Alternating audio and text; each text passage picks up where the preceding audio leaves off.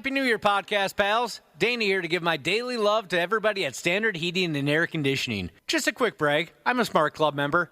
And yeah, it's a big deal because when the polar vortex hits, your house will let you know real fast. That's why right now is honestly the best time to do comfort upgrades. Standard's running a ton of specials right now. Things like whole home humidifiers to fix that dry winter air, UV lights to help keep the air cleaner, and ERVs that bring in that fresh air without dumping the heat. Trust me, you will notice a difference in a big way. Be cozy this winter. Standard Heating and Air Conditioning, providing the comfort you deserve since 1930. Online at standardheating.com. The 93X Half-Assed Morning Show. 93.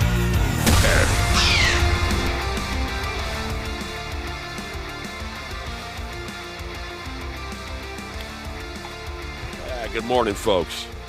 Boy, what a hell of a deal we got cooking today. This is very likely the last live show you'll get this week out of the 93X Half-Assed Morning Show because we're coming apart at the seams. It's an infirmary. Even Ashley's car is sick. I know. A sickness has spread throughout the radio station.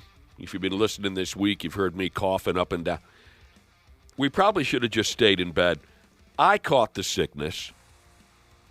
I suppose if I wanted to be a douchebag, I might say that I have. How would I say it, Josh? Like the song. I might say I've become down with with the sickness. Right. You have a license to ill. Now, Josh has caught the sickness. And as Josh mentioned, Ashley's car broke down on her way to work this morning. We don't know where she is. So, Dana, you don't strike me as the type of guy that can handle a lot of pressure, but if the rest of us drop dead, we're counting on you to close out the rest of the show today and then dispose of our remains. Yeah, you can look forward to our interview with Marcus Foligno at 8 o'clock this morning. No, just by being associated with the program, he is also sick and will not be on the show. He got sick today, too. Mm-hmm. And I even told you guys about my day, so I barely slept last night. I was under a pile of blankets just kind of shivering. So you've caught the sickness. And I was getting ready to leave. I was walking out the door, and I felt a little sniffle, so I kind of wiped my nose. And I caught the worst bloody nose of all time because of the dry air in our house. So I was down in the basement with in the basement bathroom with a pile of. I almost went through an entire thing of Kleenexes trying to get rid of this bloody nose, trying to get it to stop. So you haven't caught the sickness. I don't know. I'm getting sick. I know that. But Are you up or down with the sickness? What's going on? I can't tell. I think I'm mid-sickness right now. The dry air in your home caused you to bleed. Yes, it was a mess, and I have a bathroom to clean up in the basement when I get back because it was pouring. It was basically pouring out of my nose. Mouse and Cheese's Jesus caught the sickness, and he thinks it's from listening to the show. Yeah, we are that contagious. That's what the guys at the Wild said. Somehow Marcus, even though he wasn't in studio, he caught whatever's going around here. Yeah, he gave us a telephone call and said he ain't going to make it. Falling apart at the stinking seams, Cubby. Oh, man. We had Friday off already. Who's taking Friday off? The show was planning on taking Friday off already. So we were? You know this. So it's good timing to get sick, I guess. Well, maybe it's terrible timing. I can't figure it out. We're here because we generally don't like taking sick days. Older radio types like Josh and I were taught in our early days that if you can walk upright and make a word or two into a microphone, you show up for your shift. I was just talking to Dana about this last night. Now it's different. They don't want you here. And somebody's probably going to get mad at us that we're actually here. But don't care. There were days, both of us had this situation, Nick, where we were here throwing up in garbage cans, just absolutely dragging, looking like zombies. You would get browbeaten in the building by the rest of the staff if you took a sick day. When you returned the next day, you would be browbeaten by everybody in the building. So, I don't think you and I took a sick day for 15 years. No, it's funny. That came up with Danny yesterday, too. I was trying to think, maybe 2 days. And one of them, I came in, but I had my Michael J. Fox voice, what happens to me when I get sick. I had that on day one. Day two, I came in, even though I just couldn't talk. It was laryngitis or whatever. Are you going way back here? Oh, yeah, way back. This is our old building. Because I really don't think either one of us took a sick day between 1999 and 2011. Yeah, this was like our old building, so, early 99 maybe.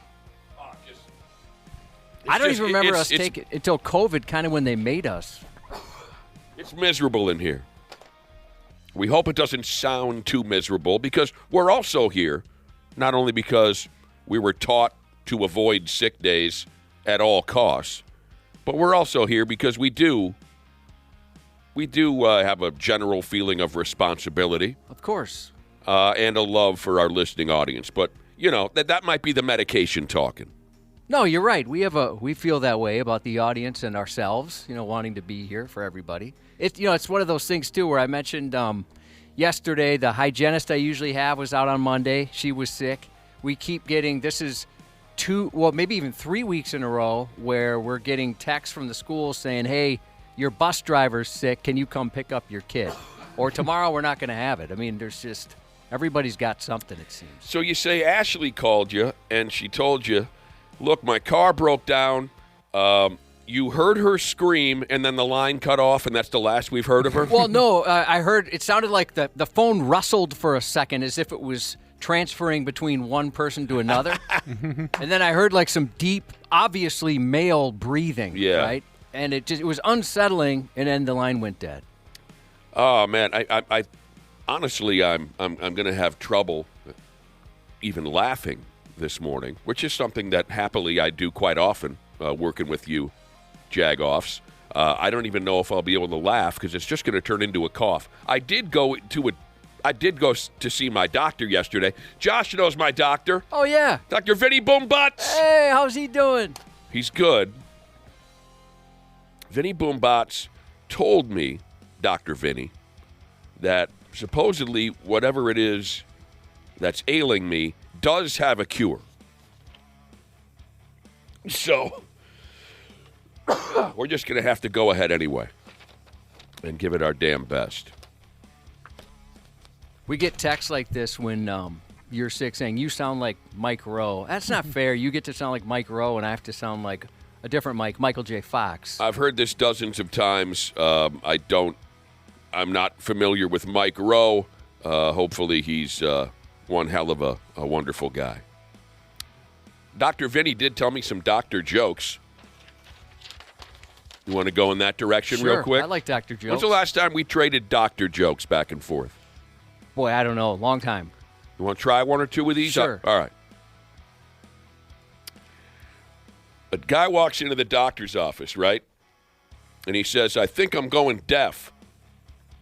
And the doctor said, describe the symptoms. And the guy said, well, Homer is bald. Marge has blue hair.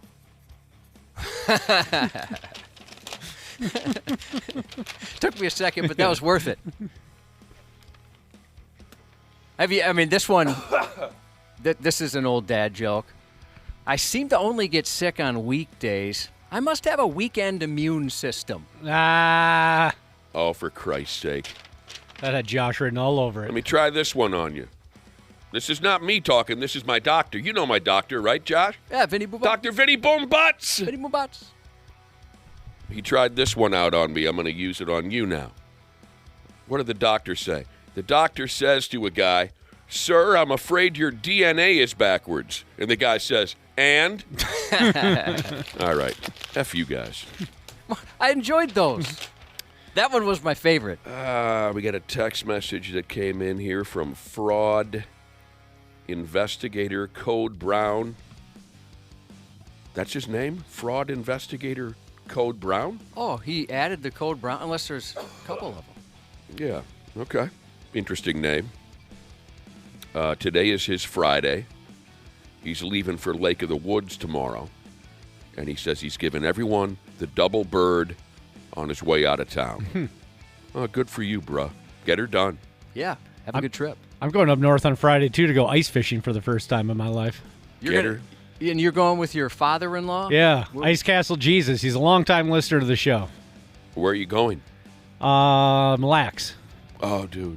Yeah. We're going to Brainerd, and we're going to try and do some ice fishing. Are you? Well, we were planning on it. I don't know now. I don't know if anybody wants to sit in like an ice house with me at this point.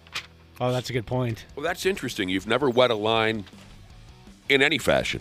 I mean, off the dock a couple times or off a pontoon, just kind of tossing one in at my old grandparents' place back in the day. But other than that, no, I have little to no fishing experience. Certainly never in a ice shack. No, God, no. Just the two of you? No, but my wife will be there too. 3 of us hanging out. Have you warmed up to any of what you need to know ahead of time? I asked Have Twitter. you been tying lines or no? Okay. That's not going to be my responsibility. He's going to whatsoever. tie a rod and reel for you and hand it to you. Probably, yes, I'm guessing. Or my wife. She's an experienced ice fisher. Ice fisher person. Ice fisher woman. Well, don't fall in.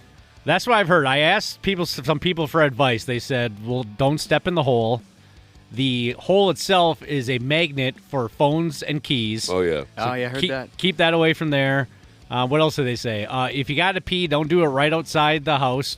Go around back or something like that. So how many nights are you spending out there? Just Two? one. Just one night. Just one. Mm-hmm. Is this how fancy is this going to be? One of those giant castles? Yeah, or? he's got one of those nice ice castles. So I can't claim that I'm going to be rugged outdoorsman type. It's a heated ice castle. I think it even has Wi-Fi. Oh, they got everything. Yeah, and, an oven. We'll be making pizzas and drinking beers and stuff. So those are nuts, man. Yeah, this isn't like the old school type of just a shack and we're all bundled up and sitting there with our boots on the ice. This is going to be luxurious. So I can't really claim much Minnesota cred for going ice fishing this week. Not really, but it's a step forward. Yeah. Yeah, you're starting out. It's never going to be the same after that. No, if you exactly. get into this, if you enjoy it. I've never been in. I take that back. I've been in one of those and seen how fancy they are, but it would be like at a show or Big Bearded Jared has one, and he was nice enough to show me around his. It's incredibly nice. Mm-hmm. I've always been in the real outhouse crappy ones that are somehow 140 degrees in there. I was going to pass on some more advice to you. Yeah, please. You said, people have told you to stay away from the holes. It'll suck up your telephone. It'll suck up your car keys. Don't sleep on the top bunk. Too hot. That was it? When you stay in a fish house, never, ever agree to sleep on the top bunk. There's a temperature difference of around 147 degrees between the bottom and the top bunk. Okay, I have beef with my wife then because we were talking about sleeping arrangements last night. She's been in this ice castle a million times, and she was talking about it. She goes, yeah, so you'll take the top bunk, I'll take the low bunk. And she knows I run hot, too. Why would she do this to me? I have more advice for you. Yes. When your wife goes into the crapper, don't look. Don't look at what she left in there. It'll ruin your attraction to her completely. That happened to a friend of mine. That's good advice. He left his wife after he saw what she... He left her. Left her in the ice house, just got in the truck and left. Oh, no. They were ice fishing together, and she went in there to cut a deuce. Oh, no. And he was next. And he said, after what he found in there, he said, I can't be with her anymore. That seems so extreme, but I guess I didn't see what he saw. I wasn't there. No, he said it was like a football. Oh, no. Oh, man. She must have been hanging on to that for a while. Well, if it's anything like... My wife loves to fish, too. She grew up doing it, really into it. You have your wife bait the line, and then, it's tough to pull a fish off the hook if you actually catch something when you're crying. You're weeping for the family of that fish. Let your wife do that, too. You're crying for the loss of the... Explain that again? Well, I'm just thinking, this guy's probably, he's going to his third job, just trying to make a living for his family or whatever. Oh, the fish. And then I'm an a-hole. I don't even like to eat fish, and I kill him for no reason because, my wife can save him. But if I get a hook out of it, it's like a horror show. It's a Dexter or something like that. I just absolutely I make it worse. You are living the high life up there Yeah. this weekend in one of those ice castles, whatever the hell they're called. They're so beautiful and comfortable now. I got some stories for you from staying in the real garbage rental houses. Oh, my damn. Where they deliver you a porta potty, right? Yeah. For the weekend, so you and your 5-6 buddies can all go out to the porta potty and just create an absolute horror show. But a couple times, they didn't bring us a cleaned porta potty. Oh, no. They just pushed one over from the dudes who just got done renting a house 3 days ago, right? So you got the sloppy seconds. We're already behind the 8 ball.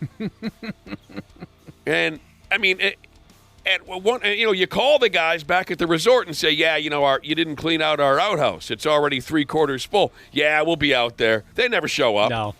And so... Cubby, by the end of the trip, we got a mountain That's cleared the toilet seat by about 13, 14 inches. An iceberg that could sink the Titanic. Oh, gross. But you won't have that problem because you got the John right inside the ice castle. Don't go in there after your wife goes in there. I won't go in there after my wife goes in there. Now, are you going to sleep with clothes on? Oh, yeah, for sure. Yeah, you're going to be even hotter if you're up there in the top bunk. Oh, man, I'm going to sweat my balls off in there, aren't I? We had another one that was well, here's the thing. Those wicked hot top bunks, those experiences came from those garbage rental places. Sure. This one might be a little bit more climate control. I imagine with this $750,000 ice castle, they probably have wonderful, what's the word you used? Climate control. Right. But, I mean, oh, my damn. At using some of those rental houses in the past, it was just so brutally hot. I mean, there was one that was so riddled with mice, Josh, that, speaking of... This is one of the porta potties? No. Or an ice house? Fish house. Rental. That we, 3-4 of us rented up north for 2-3 days. It was so riddled with mice. Speaking of, sitting down on the head, this one had a head inside the house. We weren't exactly thrilled about that. We preferred to have the outhouse out, 20 feet away from the fish house, right? Mm-hmm. You got a toilet right there in the house. I mean, it stunk. It was terrible.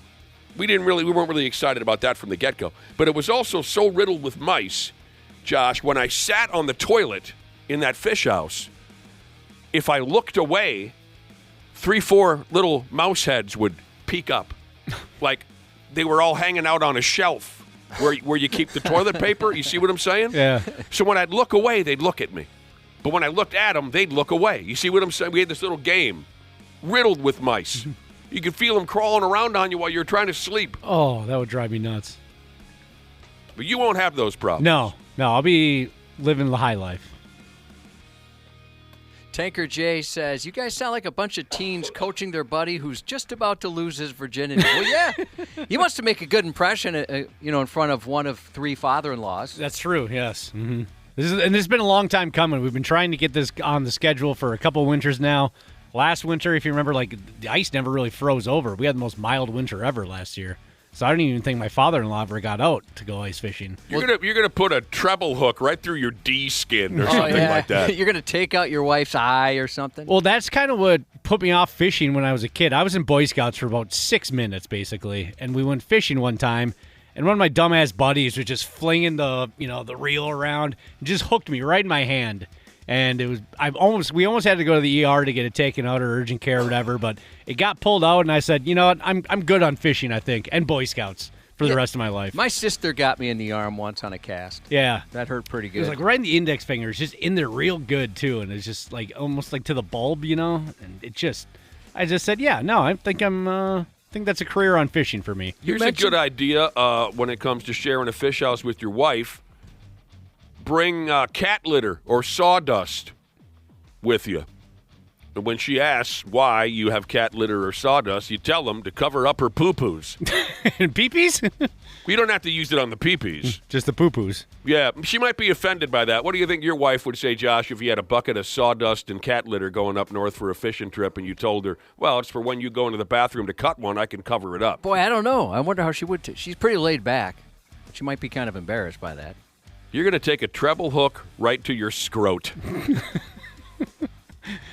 And yes, I absolutely know what a treble hook is. I do not need either of you to explain it to me. It's the opposite of a base hook. Oh, the yeah. Complete opposite. And I also know what a base hook is, Josh, but some people might not know the difference between a base hook and a treble hook. Mine was a music joke. Oh, I see. Yeah. I honestly thought you were still talking about fishing. Yeah, you'll have fun. You mentioned mild winters. I was telling Nick, part of our plan this weekend was to rent snowmobiles, and the place was like, yeah, we're not renting them right now. Not enough snow. Oh, really? Yeah, which surprised me a little bit. We might try a different place, but although I keep reading about how you really should know how to ride one, and I haven't ridden one in a really long time. And I'm grandfathered in. I think I'm just at 6 months old enough to not have to take the course through the state. Depending on your age, there's either a hybrid course or an in-person course or an online. So I could go online. This is the first, you told me about this a couple of days ago. This is the first I've heard of this. Suddenly now you need some type of a certificate to ride a snowmobile? Yeah, or at least to rent one. I'm assuming it's to ride one. And So I can't remember if it started last year or this year. Maybe I'm sure some folks that are into this could let us know. But so I looked it up, and honestly, I think I'm 6 months. I was born just at the right time. If I was born 6-7 months later, I would have to take that course. So they're making 40-year-old people go get some kind of a certificate to ride if I read it correctly. Huh. So, yeah, a 49-year-old would have to take the course. If this is true, I mean, I suppose it makes sense. It was a couple years ago I heard about kids now having to get a boat operator's license of some sort. Oh, do they? That's what I heard a couple. Okay. I can't be 100% sure. I heard this a couple years ago. I mean, I guess it's not a terrible idea. It's just so different. Yeah, I mean, we snowmobiled as kids. No one ever asked us jack squat when we were 12, 13 years old. We used to go like hell. You were worried about whether or not you were worried because it's been a long time since you've ridden one? Yeah, and I want to look cool. Can you push your thumb forward? Yeah, I can do that. Can you hang on? It depends on the day. You're good. I don't have quite the forearm strength I used to. Yeah, I don't know. I mean, maybe, like you said, maybe some snowmobilers can text in. Is this a thing now? You need to, if you're under 50, you need to get some kind of a certificate? Yeah, somebody else said 1979 was a cutoff. Maybe I read it wrong. I thought it said 1976. Boating, same thing. I heard it. I heard about it a couple years ago. Obviously, I don't care. I'm in my 50s, but I heard that kids are now having to get some kind of a certificate. Hell, my dad would never cared. No one ever cared. My brother and I would take his boat out fishing when we were 12. Okay, so I think this is what I read from Mediocre Machinist Jesus, and thank you. If you were born on or before December 31st, 1976, you don't need to take a course for a snowmobile license. Okay, so I'm even better off than I thought. So I'm 1975, March of 1975. So everybody else I was making fun of, saying, hey, you guys are going to have to get online. Or my son, he wouldn't even have time. So there's no way he could do it because he'd have to go to a class. Here's a listener that says, everyone has to go through a boating safety program no matter how old you are. First, I've heard of it, and I have a boat. I'll have to look into this. All right. Yeah, Get Bent Fishing Jesus said he's 41 and he had to get it. Are you talking about snowmobile? Oh, yeah, snowmobile license. Yep. Man. Well, this has been fun, though. Brought back some great memories of nightmarish ice fishing weekends in garbage rental houses and all the hell we used to raise as kids. All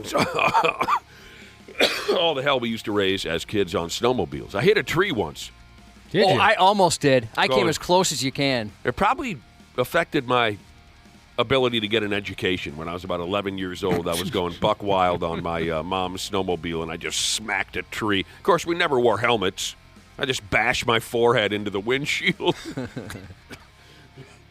Josh, didn't you see somebody wreck a brand new, just unboxed snowmobile once? Oh, both Nick and I did. You both did, okay. And it wasn't even his own. It was this guy borrowing a friend's who just got it. On one of the, we used to take a couple snowmobile trips through work, and it was a lot of fun. Tesla was there. It was great. We had a blast. And there was a guy, I don't know if he was drunk or what. He was definitely showing off. It was obvious he'd never been on a sled before. Uh-huh. And he was going buck wild. I mean, everybody was telling him, you got to chill out, dude.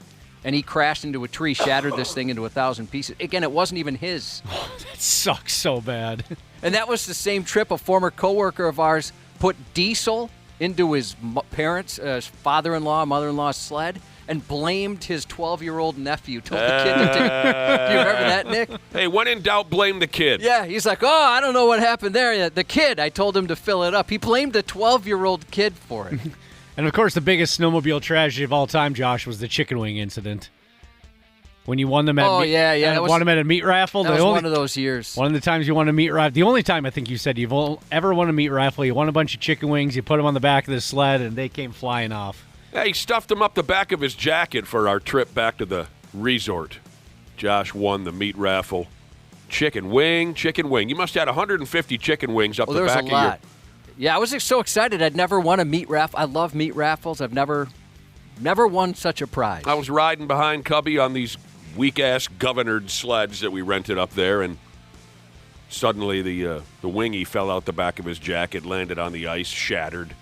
Wings everywhere. Oh, no. Cubby's crying, trying to sweep them into his pockets. I said, just leave them for the friggin' critters. Is there a 5-second rule on a frozen lake? Steelers fan Jesus said a few years ago he and the wife went to the Keys. They rented jet skis. She's a little older. he had to take a jet ski course and she didn't. And he said, keep in mind, I've been riding dirt bikes, four-wheelers, snowmobiles my entire life. Meanwhile, she hadn't ridden anything, didn't have to take a course. I've never heard of a lot of this stuff. Suddenly we're having to get certificates and licenses to do all these things. But I don't pay much attention. What else is going on? So it might just be the three of us today. Ashley called in earlier, said her vehicle broke down. She was screaming, crying. Josh hung up on her. I guess we'll wait. I did not hang up on her. Come on, man. I didn't hang up on her at all. We'll have to The wait. kidnapper hung up on me. Yeah, it sounded like the phone got thrown out of a moving car. Yeah. We'll have to wait and see what this becomes. Oh, people are saying we never told Dana about the ice cracking. Ice cracking? Are you familiar with that? It gets loud sometimes. Oh, And does it? If you're not, the first time I heard it, it freaked the heck out of me. I thought, well, we're going through. But don't worry, it's totally normal. Is it? Okay. Are you nervous to drive out onto the ice? Oh, my wife will take care of that. Yeah, but still, I'm nervous to just drive with my wife. Oh, yeah. Okay, just being in a car? Yeah, Are you nervous to sleep overnight on a sheet of ice? a little bit. Yeah. A little bit. It can be unnerving, but it's supposed to be plenty. Oh, no, wait a minute. You'll love it. It's supposed to warm up quite dramatically. Yeah, I think so. That's not good. No. It's not good. Stop doing this. I saw my uncle bought it. Went through the ice in a rental house, drowned on a weekend just like this weekend. I think we're coming up on the anniversary, as a matter of fact. What's the date? Right now, it's the 4th. Oh, yeah, Saturday will be the anniversary of when my uncle fell through the lake in a rental house. And it was at East Rush Lake, right? East Rush Lake. Yeah. He made it to the surface, but then some people just kicked him right back down to the bottom of the lake. No, I'm sorry. He's a very popular guy. Oh, I know, but Yeah. Am I wrong on this, or is he not a ghost who haunts the lake and takes a victim every year on the anniversary? Like, Yes. especially a newbie? Yes. That's the story, right? He comes up from the hole, and don't get cute with that. My dead uncle, the ghost who haunts East Rush Lake, his spirit rushes up through the bottom of your ice fishing hole. He pulls an artery out of your thigh. You bleed out before emergency services can reach you, and you die. Have a good weekend, Dana. Yeah, you're gonna have a blast. Yeah. I'll maybe see you guys on Monday. We got to get going. We got Probably some not. great stupid news stories coming up here in a few minutes. Half-assed Morning Show.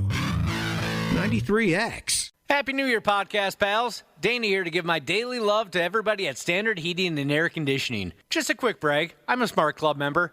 And yeah, it's a big deal because when the polar vortex hits, your house will let you know real fast. That's why right now is honestly the best time to do comfort upgrades. Standard's running a ton of specials right now. Things like whole home humidifiers to fix that dry winter air, UV lights to help keep the air cleaner, and ERVs that bring in that fresh air without dumping the heat. Trust me, you will notice a difference in a big way. Be cozy this winter. Standard Heating and Air Conditioning, providing the comfort you deserve since 1930. Online at standardheating.com.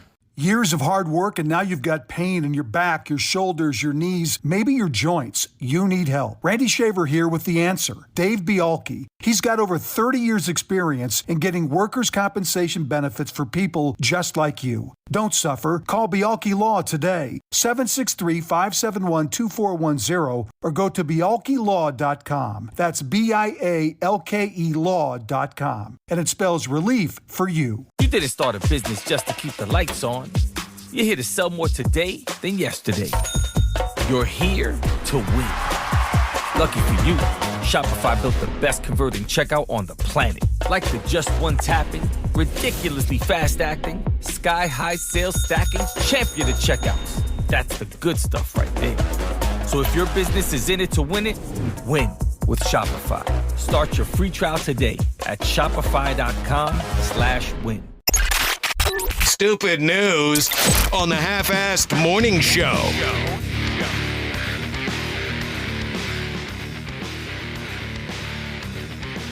F you guys, man. F both of you. I'm tired of this. Working while sick. I'm telling you the truth. This might be our final. Everybody in the building's sick. Yeah, I was 50-50 this morning. Feeling better now, thanks to the drugs Dana gave me. Yeah, I know we have a very elaborate first aid kit all of a sudden. A first aid kit? Yeah. I was wondering, after I took the pills, I was telling Nick, I'm like, I wonder how old these things are and if that matters. I guess we'll find out. Got any of that goat weed in there? Now, they have anti-diarrhea medicine in case we're really in a bind someday. Do they really? Yeah. Man, you're right. They do have everything. They have, like, dental scrubs in there. They have everything. What's a dental scrub? I don't know exactly. I didn't investigate too much. I'll give both of you Toothbrush? a good dental scrub. What was that? What was that? Horny goat weed. Was Yeah, that what you'd get that like at a gas station in the bathroom. It was supposedly it gave you a hard on, right? I guess I'm not sure. It's something sex related. It makes you horny or something? Back in the old days, when Let's look that up. when you'd go to the classy joints in the men's room, they sold you some rubbers off the wall, and even some of that horny goat weed. Also known as Baron wart or bishop's hat or fairy wings. Sounds very English. All of those terms get me horny. I don't even need to take the pill. So you found Cubby some dope, huh? I did, yeah. All right. Yeah, we're Thank you. We're hanging by a thread around here. Everybody's sick. And Yeah. if you're wondering where Smashley is, she called us at 3, 4 in the morning and said her car broke down on the way to work. We don't know what's going on with her. But let's get back to business here. Some text messages that have come in. I'd like to address these text messages before we start 69ing with the stupid news report. Dana told us earlier this weekend he's headed off on his very first ice fishing trip. He's never ice fished. He's going to be set up in one of those cutesy ice castles with the microwave and the stereo and the this, that, right? Fancy. People have been texting in. They're trying to scare you a little bit I've noticed that. about being out on the ice. You're spending the night. Mm-hmm. A couple of people have been texting in trying to scare you. And there is, you know, they say ice is never 100% safe. I know that to be true. I've had my own personal adventures with the ice. Here's a couple text messages that have come in. Tell me what you make of this, Dana. Guy says he rented a shack. Real piece of garbage. Spent the weekend up Summers. He had a dream as he was sleeping. He had a dream he was drowning. When he woke up, an ice heave had cut loose directly under his fish house. When he woke up, the house was at about a 30-degree angle. Oh, no. That's pretty freaky, man. It almost swallowed him up just like my uncle. I didn't have a lot of experience, so one of the times we went snowmobiling, Nick, I remember like there's be people that would be jumping these ice berms or whatever, and then they disappear and there'd be a huge splash. Yeah. And there was one time I was going to, I'm like, oh God, I can't slow down in time, so I'm just going to go for it. And it was the same thing where the back end of the sled just kind of got in there. Your little bottom got all wet. Yeah, I mean, everybody was doing that, and I'm sure it just took it out. But I for sure thought, well, I'm about to drown right now. Jesus. Now, you know this, right, Dana, and this is for real skis. If you do fall in, if you end up under the ice, the hole looks dark from the bottom. Is that true? It's true. Oh, interesting. Yeah. If you go down skis and you sink a few feet and you're looking upwards to get that old Metallica song, Trapped Under Ice. I always like that song. Oh, that's a good tune. It's a dark-ass song. When you fall through and you want to find that opening that you just fell through, it will look darker than everything else you're looking at. Interesting. That's one way to get out of there. And you're going with your father-in-law? Yes. You also might see his boot, like right there, pushing you back Yeah, down. keeping me down. Look for the boot. That's what happened to my uncle. That's probably why he's wanted to go ice fishing with me for so long. He can finally just get rid of me. Does he have a record? Criminal record? Yeah. Not that I know of. I don't think so. Do I make you Randy? Jesus texted in. And this is just kind of cute. Yeah, I've heard these stories before. He says, when me and my bros go to Red Lake, we all take a minnow shot. It all started at a bachelor party. It was like an initiation thing. All 15 of us took a shot of whiskey with a live crappie minnow in there. And you feel it wiggling down your throat as you swallow. Oh, no. That's news to me. You said you've heard something like that before? Oh, yeah. I never... Have you seen it? Oh, yeah. I never played along with that bit, Fine. I'm not initiated. Oh, no. I'm not part of the club of you cool guys. There were 7 of us trapped in a house. Something tells me I'm still going to fit in just fine, So there you go. It's this weekend. Dana's going to break his ice fishing cherry. I'm excited for you. I'm wondering if maybe this will be a thing for you now where you want to go. Everybody says I will like it, and it's not. You'll love it. It's not that I never went ice fishing because I was against it or anything. I just never really had the opportunity. You were against it. Growing up, I mean, I spent every weekend in a gym playing basketball in the winter, so the opportunity never really arose. Why were you against it? I wasn't against it, and especially as I got older, it's like it sounds like you just drink beer and sit around and have some laughs. Yeah, we'll see about that's that. the goal until your father-in-law tries to drown you. Yeah. And everybody else is laughing. All right, on to the stupid news. A room full of ass doctors got the scare of a lifetime a few days ago in silly France. Josh knows a few ass doctors. Your body is always failing in one way or another, and it's usually the gross parts that are the source of the problem. Your nuts, your little pecker, and your dirty little back door. Yeah, the no-go zones. Definitely the show, those definitely are on view by doctors quite a bit, to the point where I have a butt guy and a butt gal now. Oh. It goes to show you what all that clean living will do for you. You're the cleanest living prick I know, and your little body always has something wrong with it. Well, Doc says I don't exercise enough or get enough fiber. So those are two things they say I got to work on. Or are you a hypochondriac? Did I say that correctly? No, but I'm terrified that I will be someday.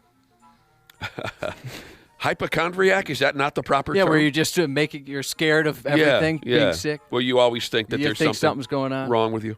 And I feel bad for you that it's all the naughty zones where you have issues, because you don't even like being naked by yourself, and you got to have strangers come in all the time checking everything out for you. No, and I'll tell you what, at least for my experience, it seems like when it's the more embarrassing ones, those are the ones where the students are. Where they bring in a couple of nervous-looking college kids to take a look.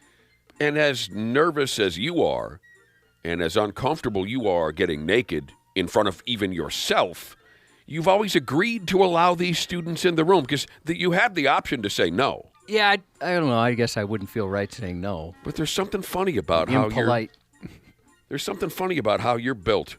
You're constantly having to rest your pecker or your bag or your beehole on the counter at a doctor's office for closer inspection. Yeah, I've been lucky. It hasn't really had too much going on, but for a while, you're right. My penis was a regular at a couple different doctors. A lot of that was due to fertility issues when my wife and I were trying to conceive. Here's the deal with these French doctors I was telling you about. They were sent into a panic. Now, from what I understand, a 24-year-old character, 24-year-old Dode, came a-walking with a limp into the hospital. And he directly told the ass doctors that he wasn't feeling quite right ever since he fired something up into his tender bottom. And these stories are just a dime a dozen, if that's the proper term. It's just unbelievable how many people have this bizarre need to shove something.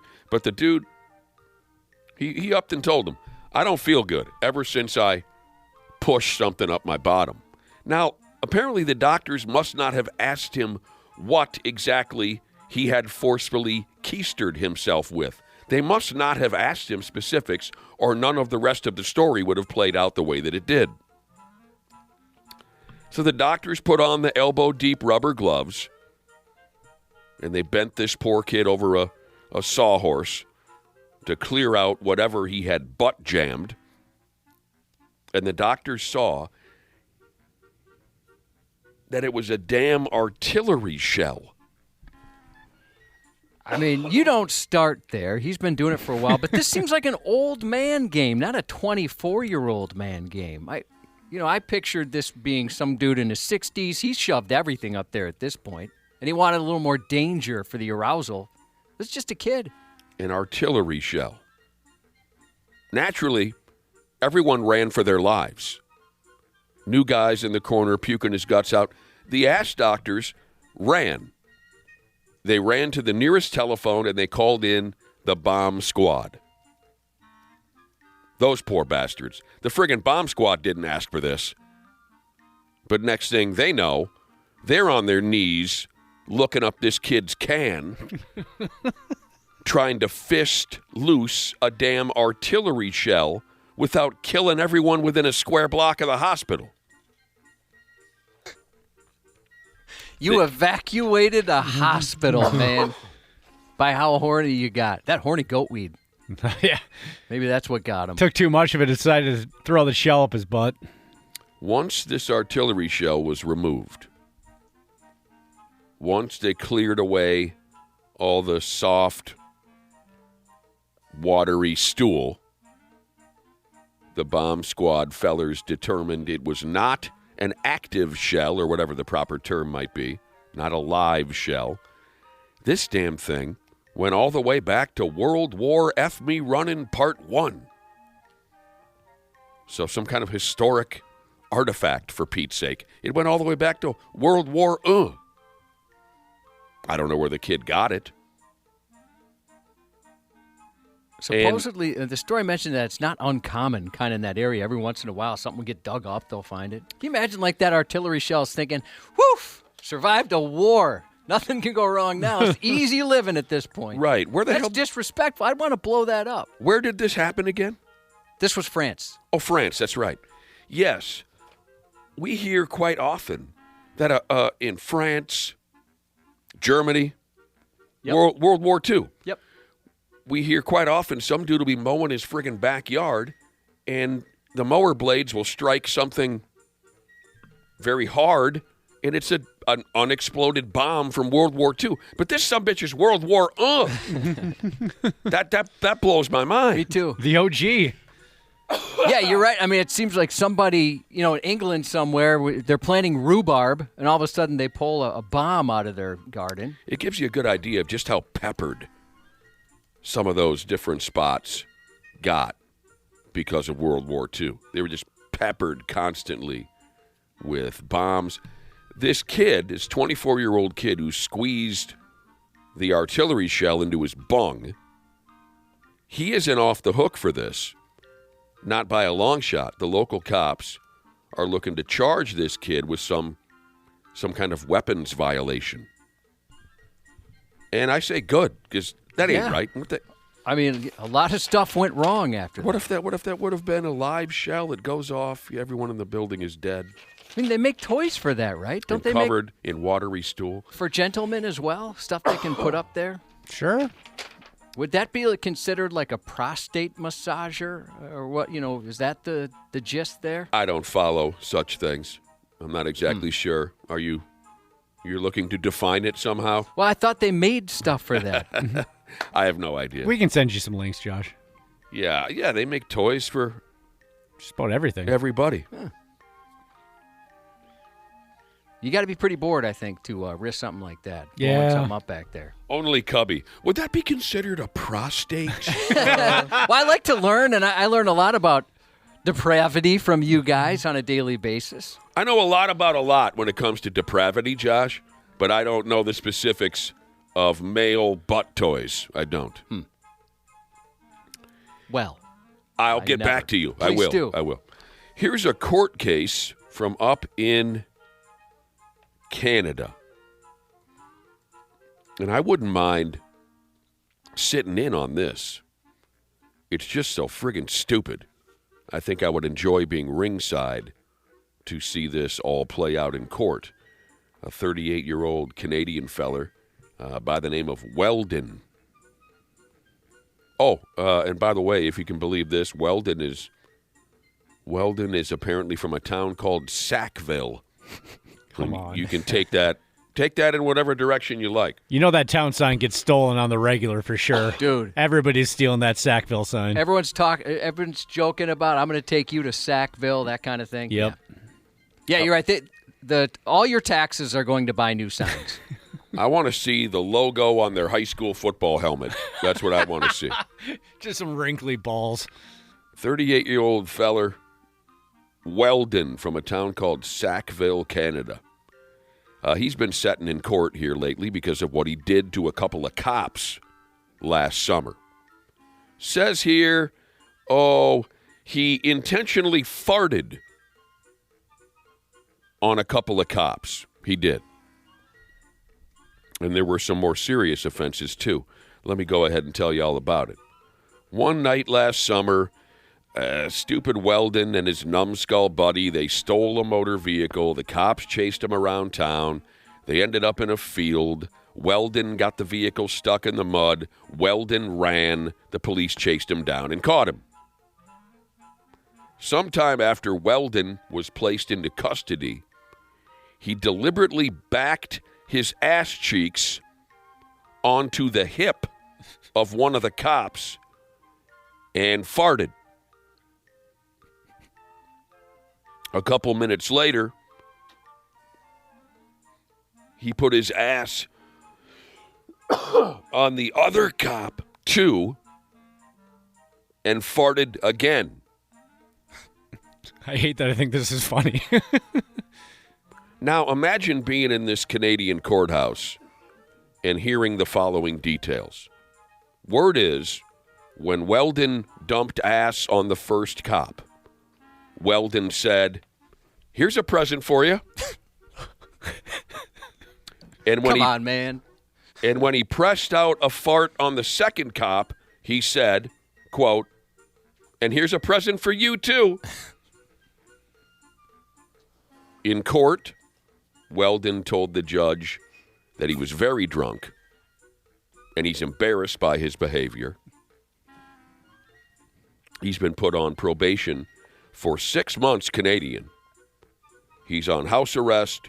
He's got to cut loose with community service, and he can't drive a motor vehicle for a year Canadian.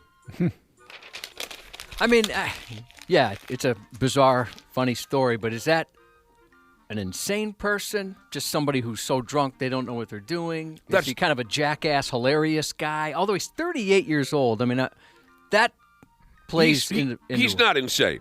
He's not insane. He was drunk. Just drunk? He thinks he's funny.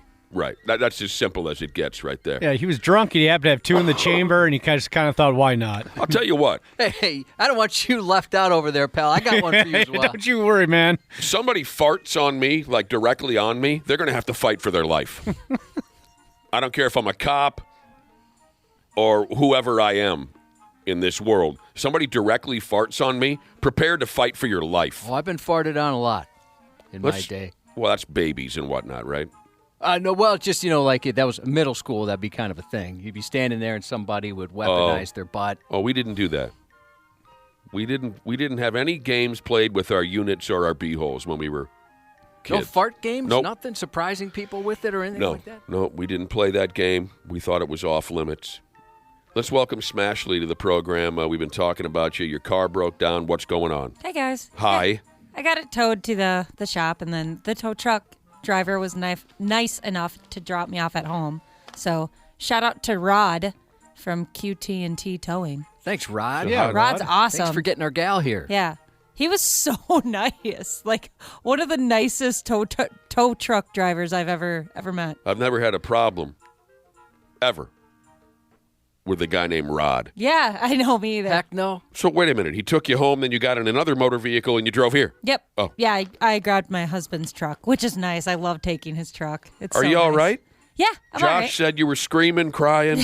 No, I was actually pretty chill about it. I just got in my car, and then a bunch of stuff popped up, and What the hell's wrong with your car? it's so funny. I love that my car does this. Instead of like a check engine light, it'll like actually give me a full sentence of what's wrong. Oh, so wow. it said something like transmission. It told me to put my car in park, not to drive. I was like, oh, okay, well, I guess I won't. I couldn't anyway. It was stuck in neutral.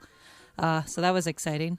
But at least it happened at the gas station. Yeah, true. You got yeah. snacks and you got a place to hang out. Yeah, I can't be mad about that. Well, thanks again to Rod. Yeah, and thanks for bringing us snacks. I imagine if you got some snacks, you brought us all something, right?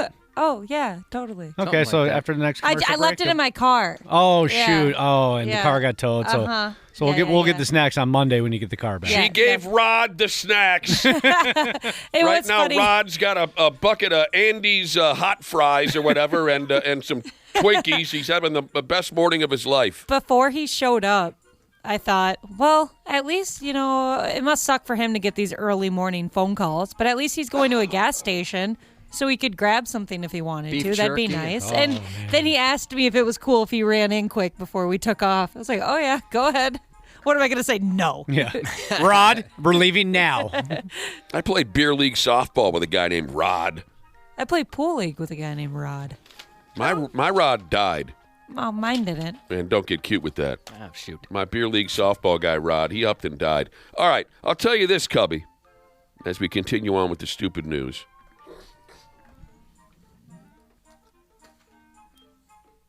Did you hear that? Yeah. That was bad. Yeah, are you doing all right? No one in the room is doing all right. Yeah, we're hanging on by a thread here, Ashley. We're probably not coming to work tomorrow. I told Dana last night I'm about 50-50 on tomorrow. Mm-hmm. There's never been anything in my life that I've wanted this badly. And here's where I'm going with that statement. A kid in India, by damn, does he want to become a doctor. Oh, he wants it so bad he can taste it. And he's willing to do any damn thing to get what he wants. 20-year-old kid. Got his whole life ahead of him. Suraj is the kid's name. Unfortunately, poor Suraj, he's upped and failed the exam to get into medical school twice. He has. Happens. And this is all he wants in life. He wants to be a doctor. He's got to get into medical school. But At 20 years old, I had no idea what I wanted to be. Maybe that's pretty old. I mean, it felt like back. Maybe it's different now, but back then it felt like if you didn't know by then, you're done for. Right. I thought I knew, but then everything changed. just when you think you know, you don't know. 20 years old. What was I saying? Yes, he failed the medical exam twice, but he came up with an idea, and he followed through on that idea. Suraj went ahead and cut his foot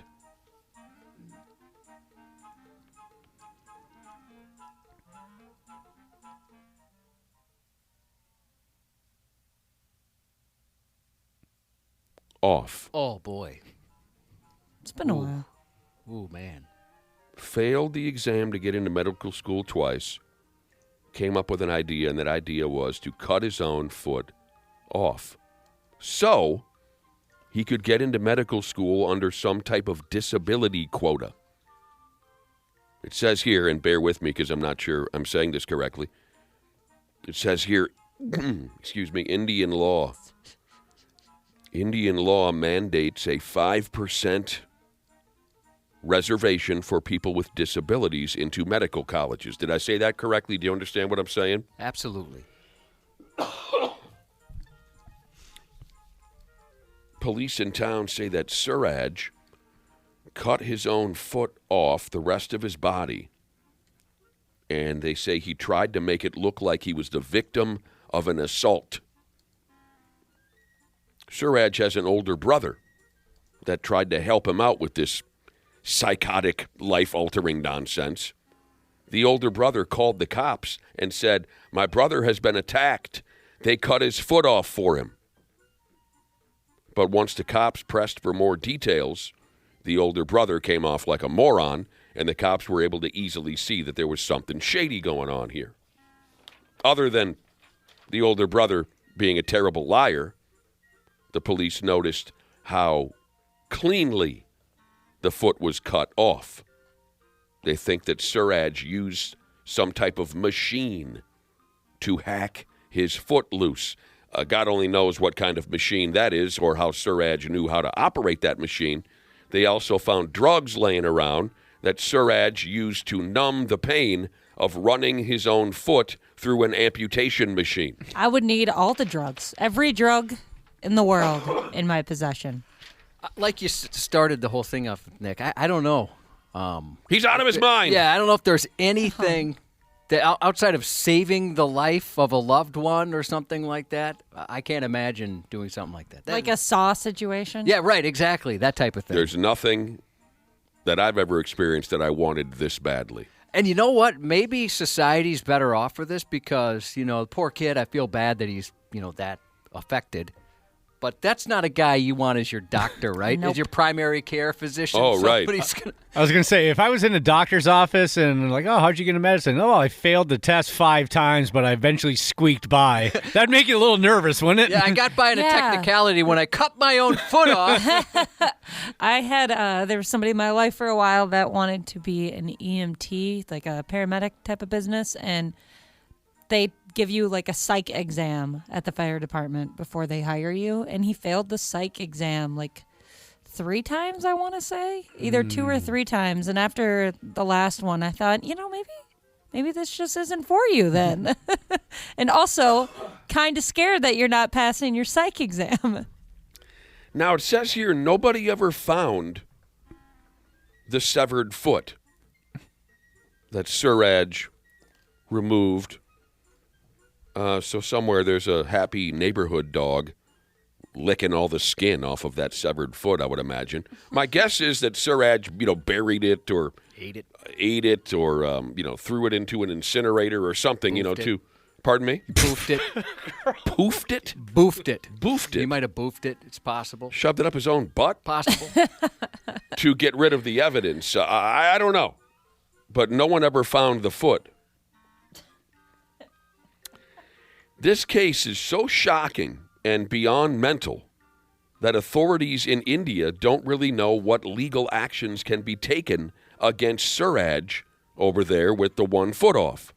Yeah, it's a good point. I mean, fraud? I have no idea. What do you do? Some of those authority figures, Cubby, are saying having to go the rest of his life on 1 foot and failing at one of the dumbest capers in the history of the world is probably punishment enough. I'm with you on that. Maybe they just say, hey, you're going to need some therapy until we can clear you. Get this figured out. I wonder what he'll do. I hope he stays in touch. I'd like to know where he lands. He'll land on his foot somewhere. Absolutely ridiculous. Real quick, let me throw this one at you, and then we'll get moving on. 18-year-old gal has gone off to jail for throwing a pork chop at her mama. That's ridiculous. I mean, can anyone think of any kind of meat you'd like to use against someone's mother? 651-989-9393. If you can think of a type of meat that you'd like to introduce to someone's mother, what type of meat would it be, and whose mother do you have in mind? No, I think it should just be a generic text. 651-989-9393. No, I think you have to get specific here. Because this is so ridiculous. This woman, young lady, teenager, she threw a pork chop at her own mother. Right. So I think it's only fair to ask our listeners, if you were to introduce some style of meat to someone's mother, whose mother would it be, and what would... No, I think you can just say the meat. That's all we have time for. You don't have to aim it towards anyone's mother. Nobody's mom needs to be son of a bitch. I shouldn't have read the texts. Did it happen? Yeah. A lot of people are saying sausage, and my mom's name has come up. My mom's name, by the way, is Mom. Tube steak? I don't know if I've ever had a tube steak. I'll have to Google that. Sports on the 93X Half-Assed Morning Show. In the corner, Conley going to have to fire. And swish. Conley got a 3. I'm going to miss having Mike Conley Jr. around here. Ditto. I was a big fan. I remember how excited I was when they made that deal. Mike Conley Jr. is just a hell of a terrific basketball player, has been for a lot of years. 20 years now, I think. Yeah. He's been playing. At one time he had the richest contract in the NBA, I was reading. For an hour and a half. Yeah, that's how that always goes, right? Mm-hmm. He must be a 20-year veteran at this point in the National Basketball Association. I just really loved watching him play. Seems like such a cool guy, too, doesn't he? Slick little point guard, smart player. And you're exactly right. He comes off like a wonderful guy. The Wolves made some kind of wacky 3-team deal yesterday. Mike Conley is now property of the Chicago Bulls.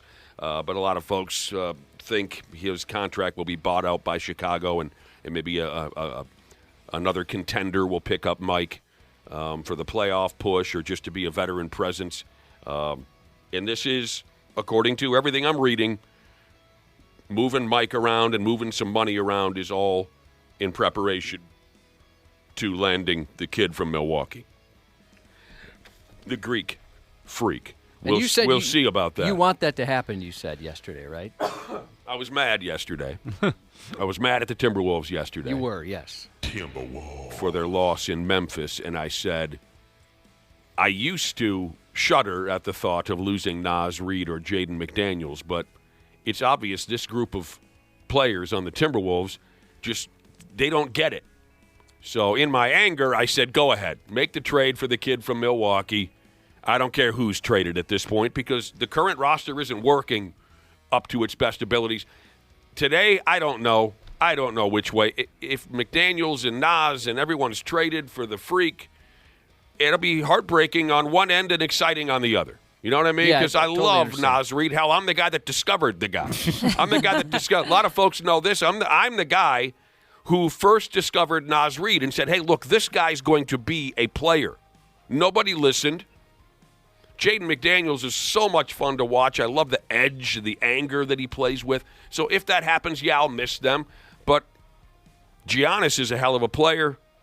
Funny dude, too. I'm going this way and that way, Josh. You know what I mean? I don't know what to think. I know. Well, you're a huge fan. As a casual fan, I'm excited about it. But like you said, it'd be sad to see Naz Reid go. I enjoy him, I think, primarily because of how much you love him, you know. And, shoot, this town loves him, too. They're getting Naz Reid tattoos a couple years back. You're welcome for that. Maybe nothing happens and they just make a deal for a point guard like they've been trying to do for 15, 16 years. But the rumors are this is all to make room for the freak. We will friggin' see. Timberwolves play in Toronto tonight. Golden Gopher basketball's at home. Play in Michigan State. The Pigs are at the Nashville Predators. We're all sick here in the building. And so is Marcus Foligno. We planned on talking to Marcus at 8 o'clock this morning. We haven't talked to him in a couple weeks. You know, Pigs are playing one more final game before they go on strike for the Olympics. We were hoping to talk to Marcus. He called in and said, I'm sick. Oh, I'd love to. Everybody's make him some friggin' soup. sick. I had a friend. Let me nurse you back to health. Yeah, I had a friend yesterday actually that said, I'm going to the nearest Spirit Halloween. I'm getting a sexy nurse outfit, and I'm going to go take care of him. I already have one, so Don't tell me that. it's from high school. So That's even worse. Oh, no. why can't she have a naughty nurse costume? Well, you got to wait till you're married before you get something like that. We apologize. We know that it might be a little tough to listen to us all gagging and choking and coughing and this and that. We're doing our best. We feel a certain level of responsibility to the company, and we love doing the show together. Today might be our last show of the week because of how everyone's feeling. Because of the sickness that's sweeping through, people are sending doctor jokes into our Luther Bloomington Kia text line, 651-989-9393. I'm fat because every time I bang your mom, she makes me a sandwich Jesus. Oh, I love that name. He says, doctor walks into the exam room and says to Josh, you know, because Josh is always at the doctor, and it's always because he has something wrong with his pecker, his nuts, or his back door, right? Yep. Doctor walks into the exam room and he says to Josh, he says, all right, Donnie, with this being your first rectal exam, try not to get a boner. And Josh says, well, my name is Josh. And the doctor says, yeah, I know, my name's Donnie. Cubby's got more news for you here in a minute if we live through the commercial break. Half-assed morning show.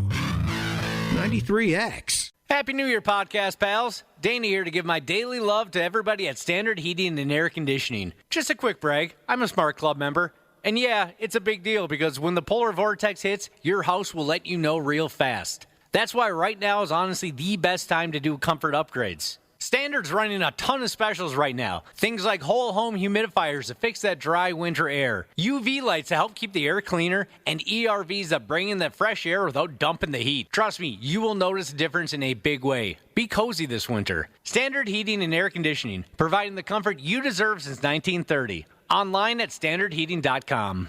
Years of hard work, and now you've got pain in your back, your shoulders, your knees, maybe your joints. You need help. Randy Shaver here with the answer. Dave Bialke. He's got over 30 years experience in getting workers' compensation benefits for people just like you. Don't suffer. Call Bialke Law today. 763-571-2410 or go to bialkelaw.com. That's BIALKE law.com. And it spells relief for you.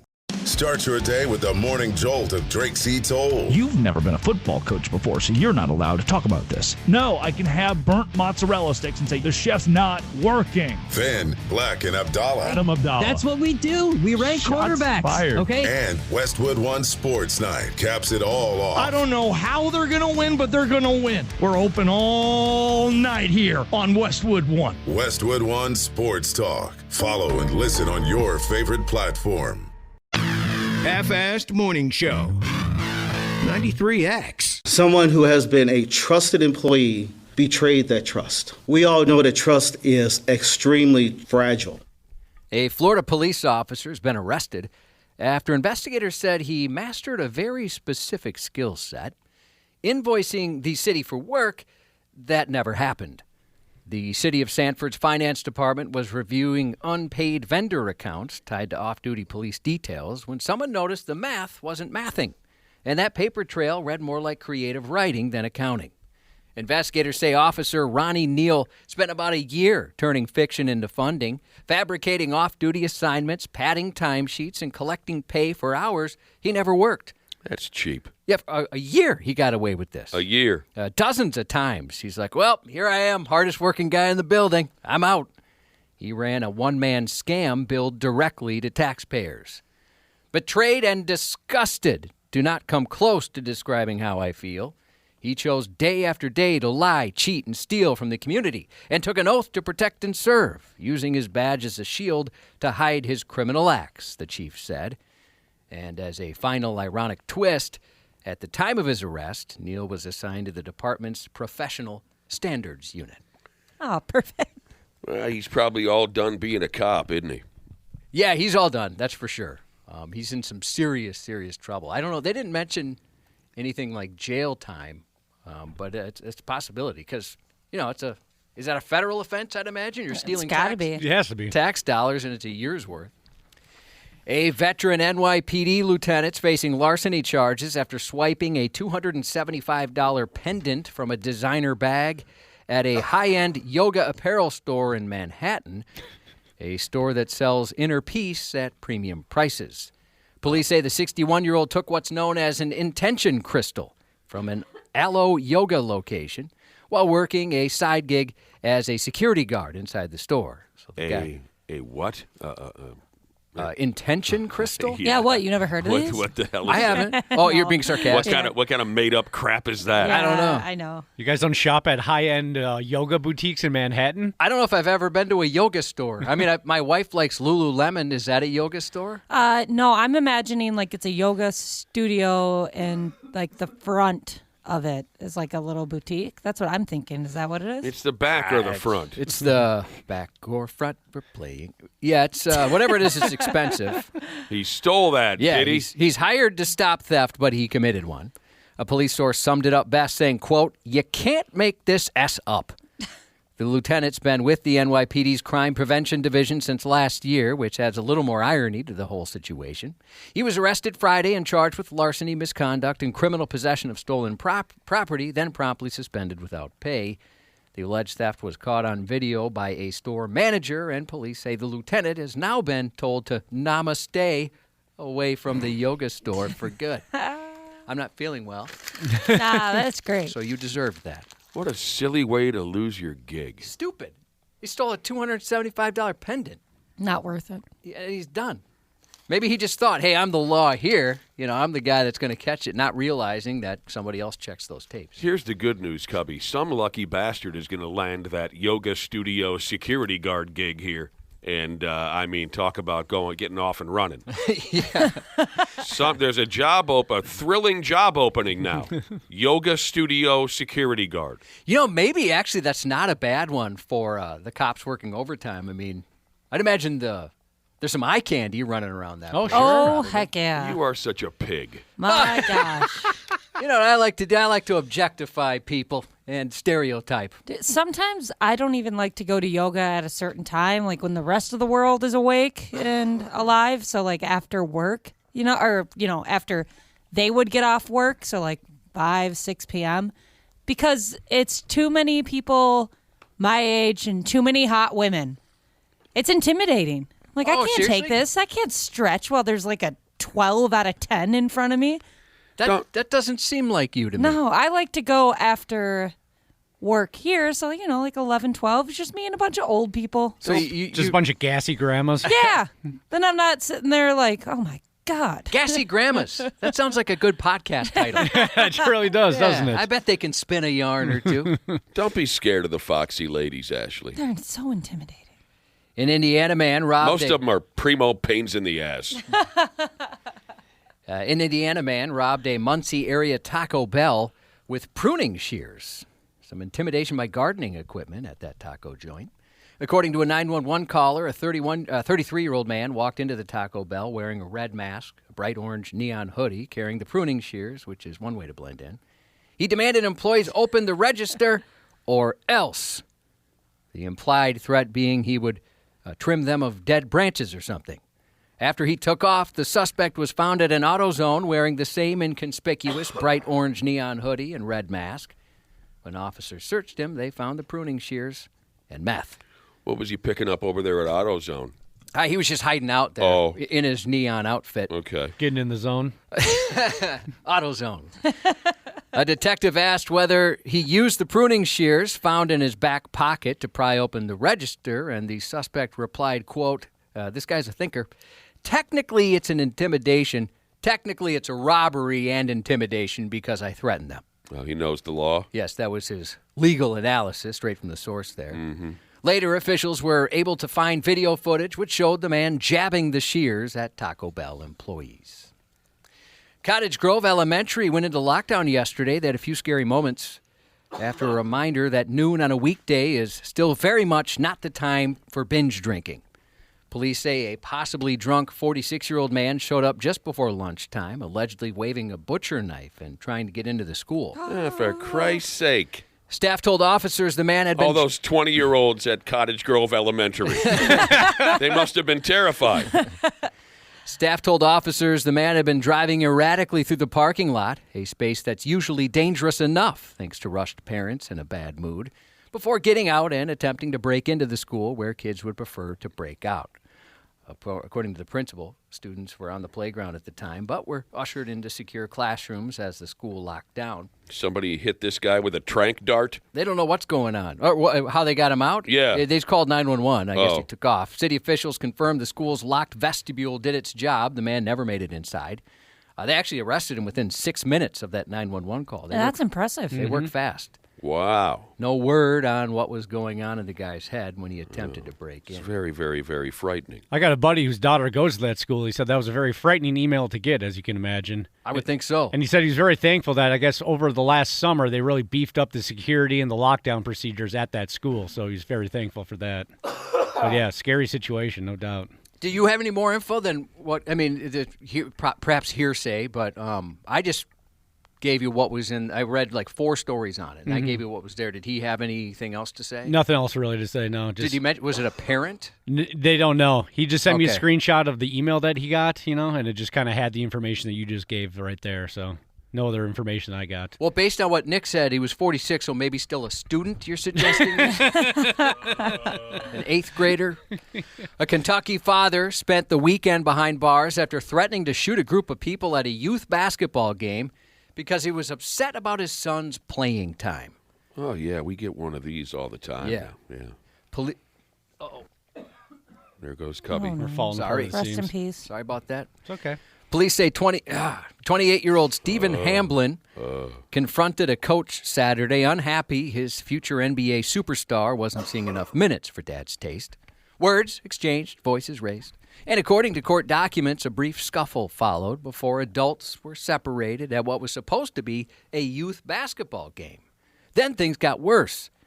Video shows what happened next. Hamblin can be seen opening the driver's side door of an SUV as a child runs behind the vehicle to the opposite side to safety. Then the man closes the door, steps behind the SUV, and points what looks like a handgun at a group of 6-7 people connected to the visiting team. As he waved the gun around, he said multiple times he was going to shoot him. Officers arrived at the scene about 2, but Hamblin was gone. They later located him at his home not long after. When asked about the incident, he said he was just defending his family. He said they were being attacked. But investigators said the video clearly told a different story. The next court he'll be stepping onto is one with a bench, and he'll see plenty of minutes in front of the judge sitting behind it. My dad was my basketball coach growing up, and he's got a great story about playing time, about a parent complaining. He got a call one night. We were playing some tournament. It was a Saturday night, and he gets a phone call. This is hours after the game. The dad is clearly intoxicated. You didn't play my kid in the second half. He didn't play one single minute. What are you doing? Why do you hate my kid? And my dad goes, he fouled out with 3 minutes left in the second quarter. I couldn't put him back in the game. I want my son's team to win, so I always suggest the coach don't put him in, just as a strategy. Like, come on, let's get a W on the books here. Some people believe their current lover and their former lover should never, ever get along. And one unlucky bastard in Ohio learned that lesson the hard way with a gunshot to the gut. At a New Year's Eve house party, an upset woman watched her estranged husband and her new boyfriend strike up an apparent bromance, laughing, hanging out, bonding together. And she was not cool with that. So after unsuccessfully hounding her new boyfriend to leave the party with her and leave his new friend behind, she decided to leave the party solo when he refused. Well, at least leave long enough to go get herself a gun. Then around 5 in the morning, she came back, driving her mom's car. 5 in the morning? Yeah. It was still going on. Opened fire on the house. One of those bullets struck a 29-year-old man standing on the porch right in the stomach, and he had nothing to do with it. He was just a partygoer. Turns out the angry wife was a better shooter than she was a driver because as she fled, she crashed her mom's Jeep while going around a curve, striking a guardrail and a utility pole. She was convicted last week of attempted murder and other charges related to that attack. Wow, it's that serious, huh? I bet that that ex knows something about her. She doesn't want the new one to find out. Yeah, I was wondering if they were talking trash about her or, like you said, maybe she's trying to prevent some new information coming to this new boyfriend. Yeah. I mean, I wouldn't be like the biggest fan in the world if all of a sudden my husband was buddy-buddy with my ex-husband. Like, that's weird. I don't need that happening. I probably wouldn't want that to happen, but I don't think I'm going to go get a gun about it. And just take out a random person? Yeah, this poor guy. He's just having a quick cigarette. If I'm hanging out with people who plan on drinking until 5 o'clock in the morning, I expect to be shot at. Yeah, it kind of seems like you're right. It gets to a point where it's almost shocking if you aren't shot at. The people who want to drink until 5 o'clock in the morning regularly, they shoot each other. That's what they do. You're right. You know what I mean? I would expect that. A 30-year-old man is accused of stealing about $4,000 worth of steaks, roasts, lamb, and the good stuff from multiple Florida grocery stores. Yeah. Not heck yeah. Which part? The stealing. That's not good. Can't do that. But $4,000. Surveillance video shows him calmly selecting premium beef and lamb at a Publix, then strolling out without paying. Didn't even try. He's not grabbing any of that 80-20 ground beef. He's going 93.7 all day. He's like, no doubt. Yeah, I want the marbling. Less than 20 minutes later, he hit another Publix, loading up on pork, top sirloin, brisket, tenderloin, and even some personal care items. Super Bowl party. Yeah, I wonder. Detectives later tracked him down, and that's when things got emotional. He told them after stealing the meat, he drove to his girlfriend's house to surprise her. But he caught her cheating. Oh, no. This guy's having a day. Specifically, cheat cooking with another man. A culinary betrayal, in his mind. Overcome with anger and heartbreak, he said he threw all the stolen meat away in frustration. Okay, speaking of frustration. This wasn't just a case of someone trying to meet their budget. This was a calculated, high-stakes operation that left 2 stores with significant losses, Sheriff Rick Staley said. Then he kept going. While the suspect's selection was choice, his method wasn't kosher. He really tried to milk the system, and by now he's found out the Green Roof Inn does not serve premium meats. Oh, man. I love this guy. And he's not done. Oh, no. Come on, dude. We're not feeling well. He went too far. More really? food puns. His relationship it's even too much for me. His relationship may have been past its prime, but stealing isn't the way to cure what ails you.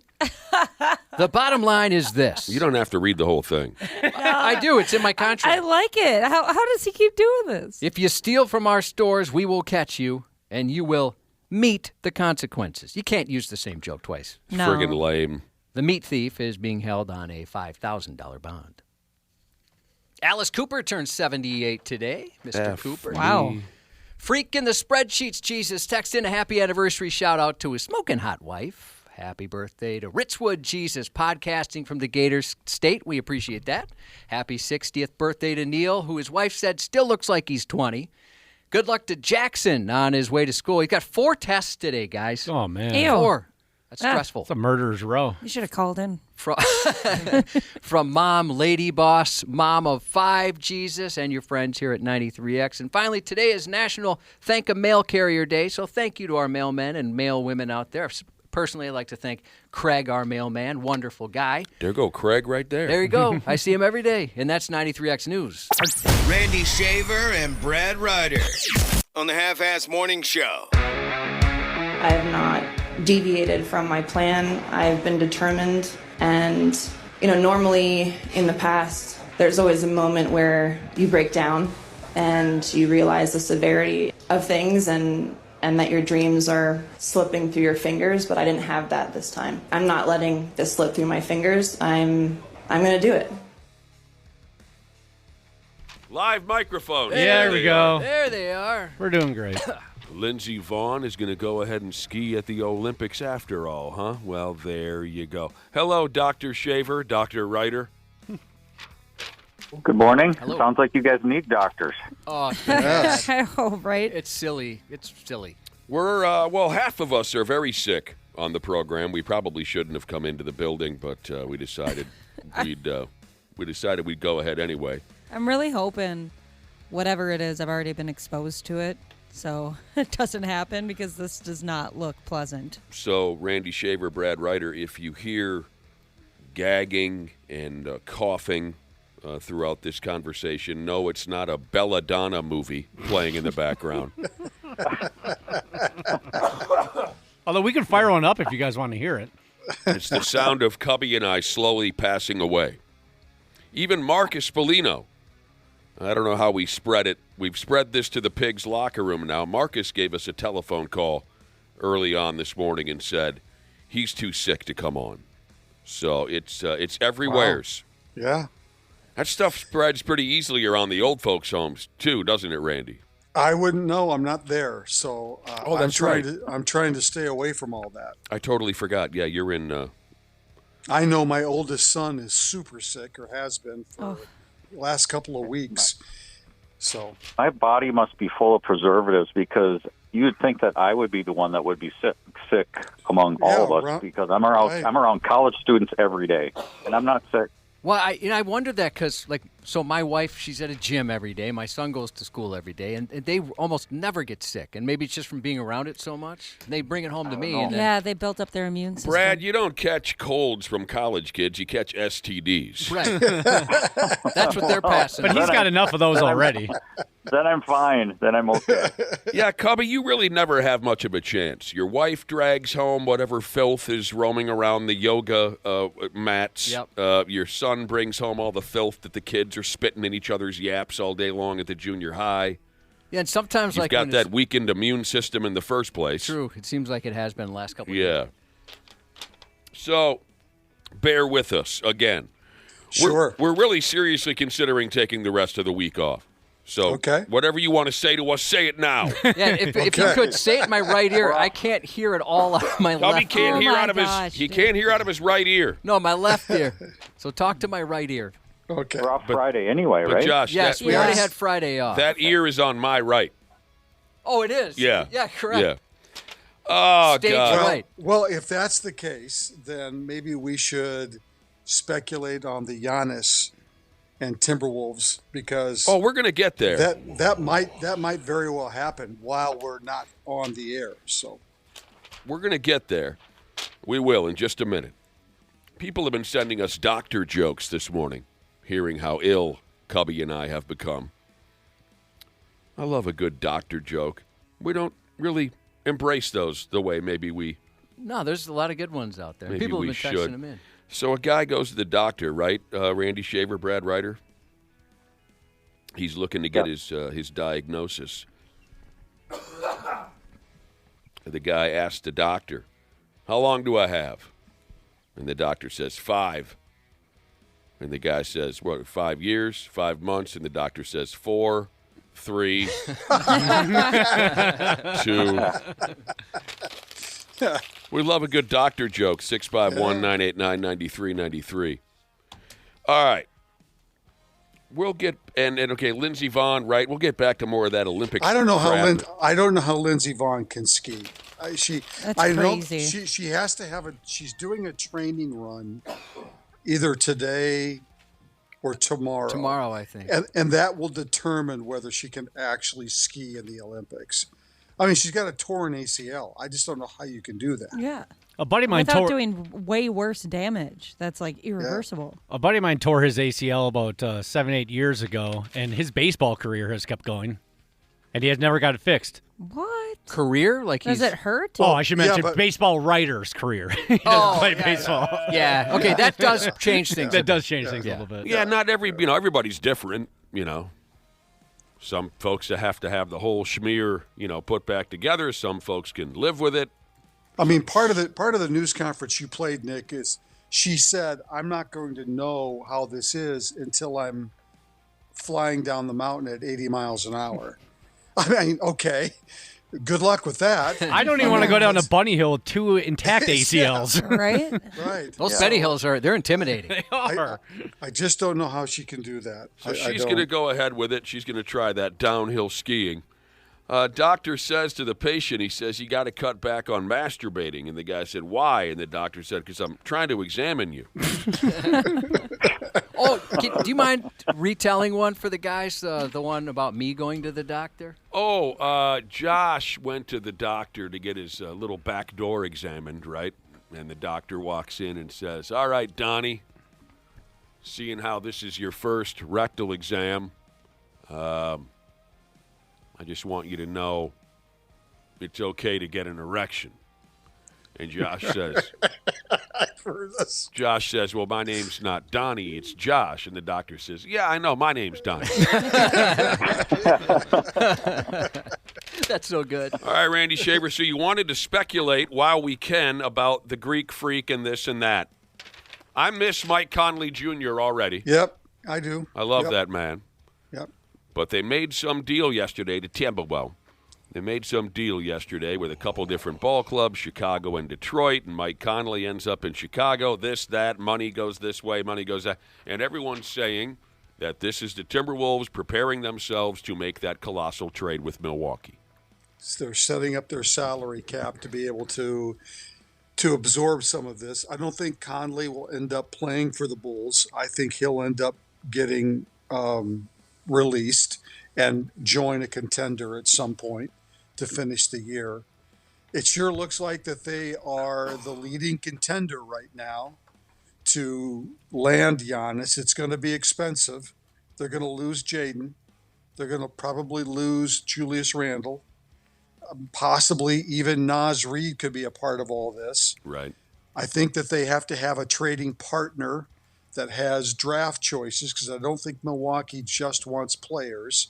So maybe a Portland or somebody like that will be a part of all this too. So it's a complicated deal, but it really looks like they are moving forward to getting a deal done. Bring gas. They're trying to position themselves if people want to know exactly why this deal was done yesterday. They don't have to match salaries anymore, because before they were so far above the luxury tax salary cap. I'm going to try to make this as simple as possible. People understand that before they couldn't really do it, but now they don't have to match salaries, meaning that, they don't have to give away the farm. They probably still will have to give away the farm. Like you said, they're going to have to give away assets that some team's going to want, but you're right, they're going to need a third team, and they're not going to have to match salaries. So they're basically, the trade yesterday was made to go all in on trying. And now you said, that doesn't necessarily mean they're going to get him. Yep, but, that's but, right. But they've positioned themselves to at least be, in the conversation. I read something else just this morning, too, where Milwaukee is starting to, and maybe this is posturing by Milwaukee a little bit, but there's, from what I'm reading now this morning, Milwaukee is starting to say, well, maybe we want to wait until the summer because then we can leverage more draft picks from teams like Golden State and those other teams that actually have draft picks. So we'll see. It's all very exciting and kind of frightening, isn't it? Yeah, that doesn't help the Wolves if the Bucks decide to wait.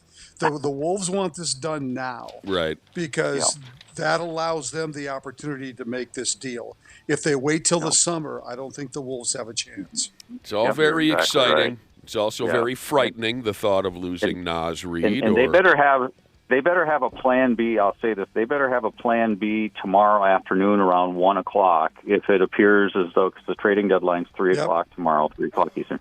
They better have a plan B in place if it looks like they're not going to get him, to get a point guard and some bench help. They've got a plan B. This isn't the Vikings.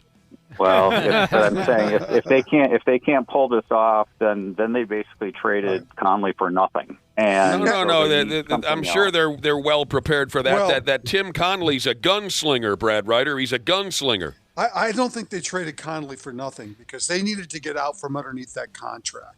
So regardless of whether they get Giannis or not, getting out from underneath that contract helps them quite a bit. Yeah, for this year, I mean, didn't get. They're not going to get anything for him this year if they don't have a plan B in place. A couple listeners texted in and said, if we make a trade for Giannis, does that mean we got to have all of his brothers on the roster? Probably. Yeah. At least one of them. He's got two brothers on the Bucks roster, right? That's correct. And neither one of them know how to play basketball at all. But that's part of his agreement there with the Bucks, that his brothers get to be part of the roster. Yeah. That's ridiculous. That's crazy. And there are so many other teams and scenarios that are kind of on hold, waiting to see if this Giannis deal happens, because that will kind of send everything else into place, including the Wolves, if they're still looking to try to get a guard. Chicago dealt for a bunch of guards yesterday, so they've got a flux of guards right now that they might be making a deal for. And of course, your guy James Harden got dealt to Cleveland. That was a relief. Well, it's great. It's great for him because the Cavs have a real chance to do something in the NBA playoffs. So that was an incredible relief for me as a Timberwolves fan, because I heard the rumors that the Timberwolves might be interested in James Harden, and I cannot stand the sight of that person. So I was very relieved. Team now? Oh God, he's played for everybody. Yeah. I was very relieved that he went off to Cleveland. Not as many as Schroeder, but he's played for a few. Yeah. So okay, we'll see. Tomorrow is the deadline. Tomorrow afternoon. Yep. I've heard that Anthony Edwards really wants this to happen, and that matters. Well, that's interesting if he says that. I haven't heard him say that publicly, but no, I read it in some papers and whatnot. I mean, Jaden and him are very close. He's close with Naz. It's a tough deal, but it is intriguing to think about two superstars like Giannis and Anthony Edwards, as long as there are enough complementary pieces around them to make it work. That's the trick now. Oh yeah. If they pull that off. Yeah. This is a kiss of death right here. Who is this? Brewers and High Life, Jesus texted in just yesterday. Giannis said that he wants to remain in Milwaukee and retire as a Buck. So this deal is pretty much done. Yeah, he'll be here this afternoon. Yeah, he's on a flight. That's almost always the kiss of death. The last thing you hear out of them before they're traded is they say, "I don't want to go anywhere. I love it here. I want to retire here. I want to die here." They're in a taxi cab within 2 hours usually after that statement is made.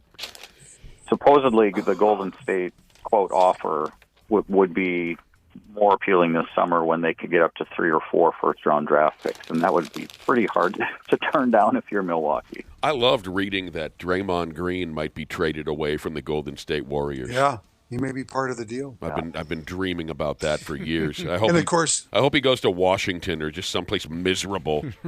We'll see how good you really are, douchebag. And, of course, Memphis made a monster deal yesterday, trading Jaren Jackson to Utah. So Danny Ainge is setting Utah up to be competitive next year. And now Memphis has a truckload of picks, and John Morant still sitting there with very little trade value. He may very well be dealt before tomorrow, too. Another A lot of things are moving. Moving parts, Randy Shaver. Moving pictures. Rush nice. record from 1970, Wonderful. 1981, sorry. Want another doctor joke? Listener says, the doctor asked me for a semen sample and a stool sample. So I just gave him my my underwear. That one's older than the hills right there. But it works every time. It can happen. Oh, man. All right, speaking of all these trades and possible trades, it's time to let this go for Pete's sake. But just for fun, I'm going to go ahead anyway. Some article popped up yesterday. It says the Durantula, Kevin Durant, vetoed a trade to the Timberwolves last year because he didn't want to play for Finchie. Well, then F you. If you don't like Finchie, you're no friend of mine. Timberwolves play in Toronto tonight. 22 years. God, I remember where I was. We talked about it yesterday. It's been 22 years since they won a game in Toronto. I don't know what you're saying. Enough already. Get to the rosters for the upcoming All-Star Celebrity Game. The All-Star Game, which the NBA, I mean, where they nail it every year. That All-Star Game is incredible. Yeah. Just must watch. That is absolutely incredible, the All-Star Game. It's become one of the worst excuses for a sporting event in the history of mankind, the NBA All-Star Game. You see what they've done this year. They've divided into 3 teams now. So there's three different teams that'll rotate playing against each other. So it's it's crazy. They try new things every year, and nobody knows what they're doing. Yeah. I've seen more defense played in a 6-year-old in-house basketball But game. the All-Star Celebrity Game. That's intriguing. Totally different animal. Mm-hmm. All right, what do we got? It's going to be February 13th. They're playing the game in Inglewood. So you guys help me out because I don't know who anybody is anymore. I'm going to say some names that I expect you might be familiar with playing in the NBA All-Star Celebrity Game. Keegan Michael Key. Very funny dude. Yeah, he's funny.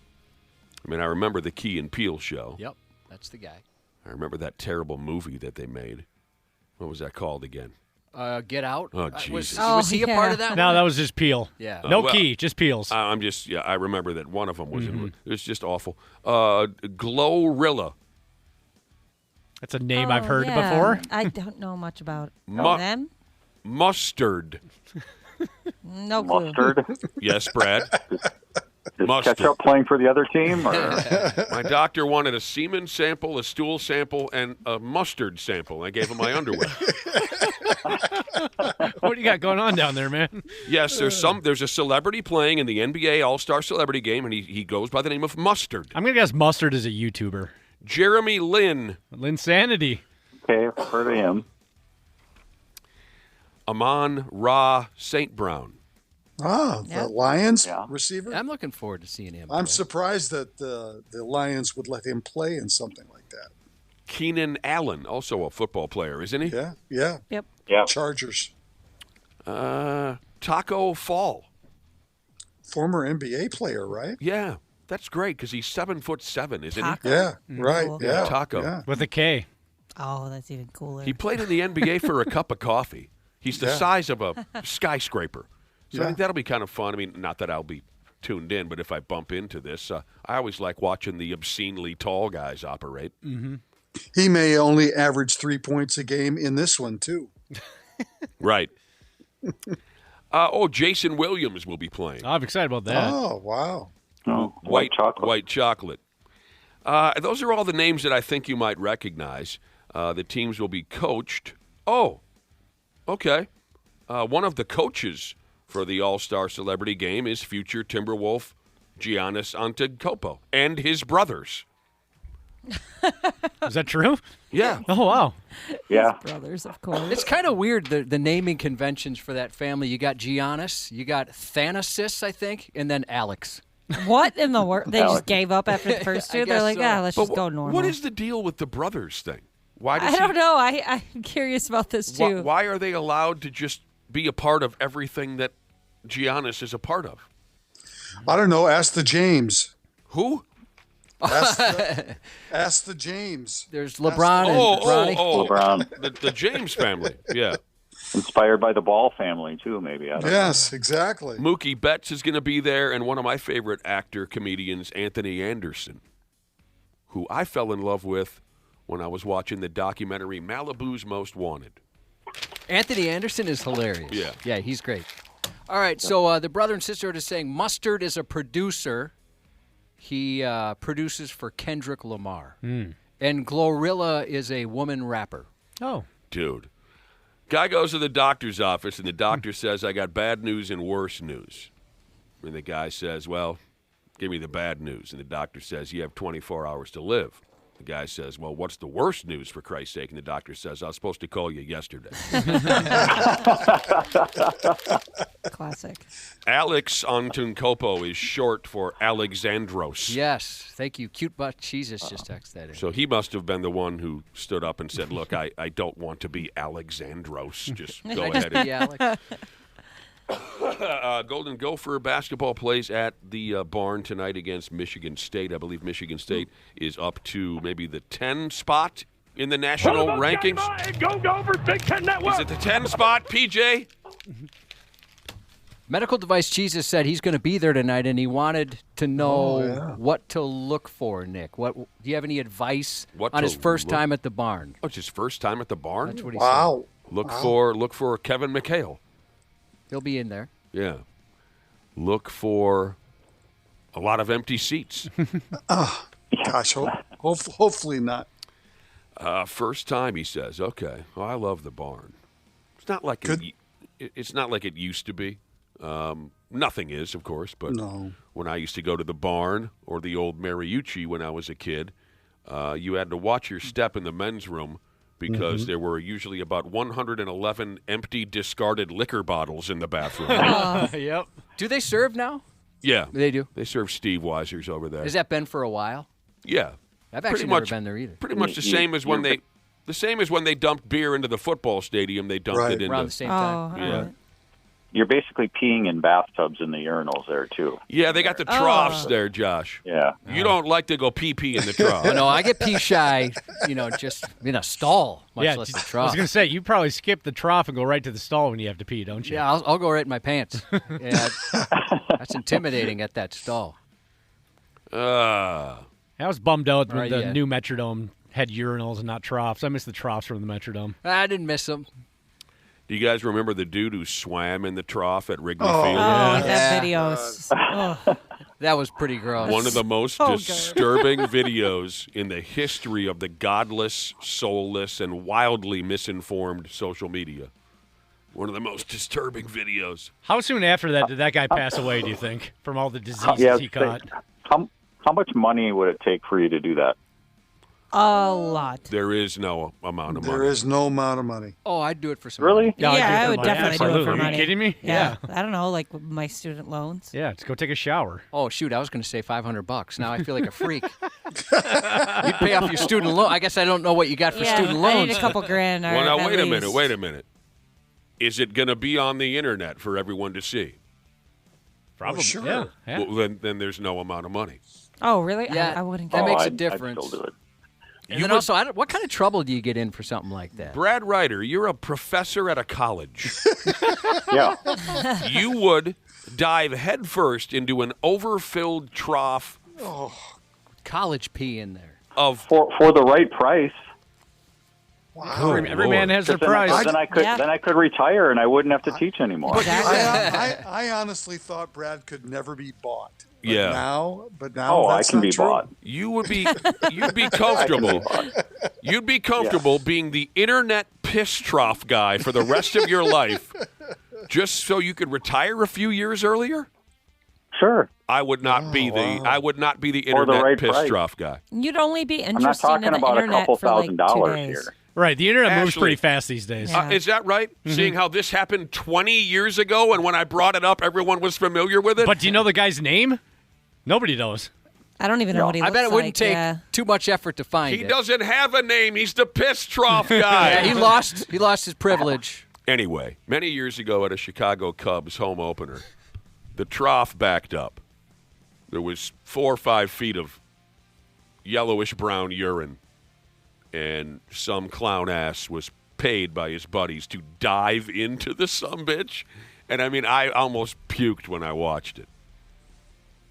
How in the hell did we get to talking about this? We're talking about troughs. Because I brought up the fact that there were troughs at Williams Arena. Oh, yeah.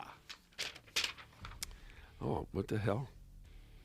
There's people that are telling me there's even more Anton Copo brothers that we're not even aware of. Oh, really? Yeah. Well, we'll find out here in a couple of days, I guess. Los Angeles Sparks, WNBA. Los Angeles Sparks forward Cameron Brink said she'd be open to getting naked in Playboy if her stupid jag-off fiance approved of the photo shoot. Boy, I hate that guy. Brad, how much would it cost to get you in Playboy?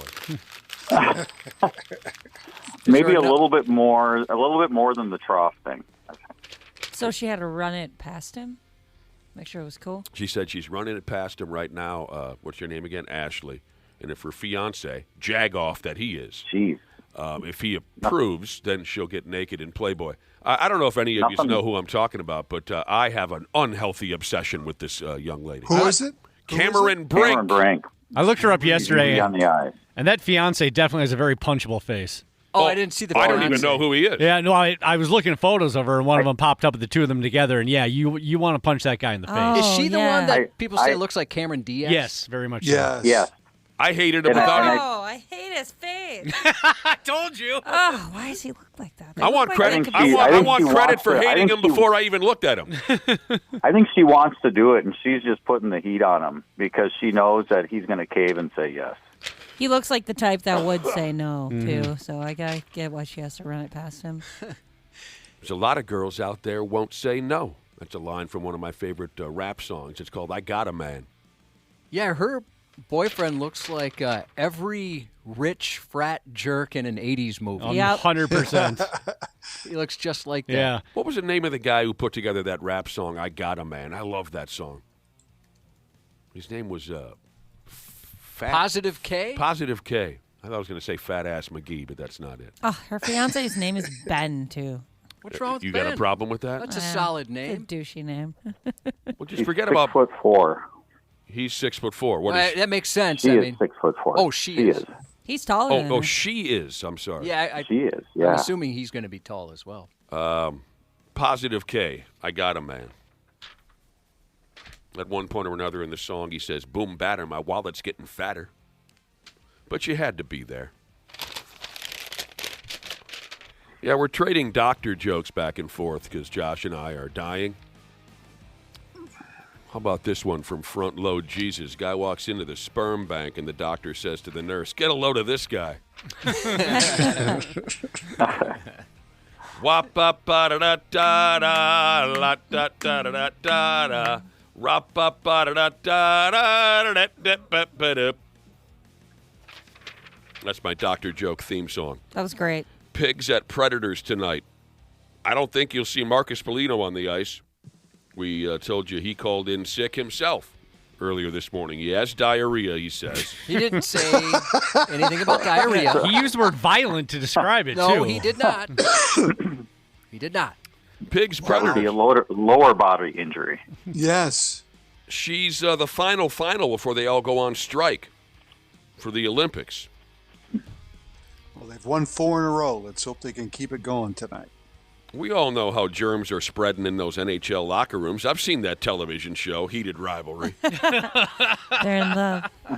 Remember when they all had the mumps? The Wild had the mumps. Yes. Oh, that was weird, Remember yeah. that, You know, I hadn't heard about the mumps in probably my Right. whole life, Uh-huh. and then that happened.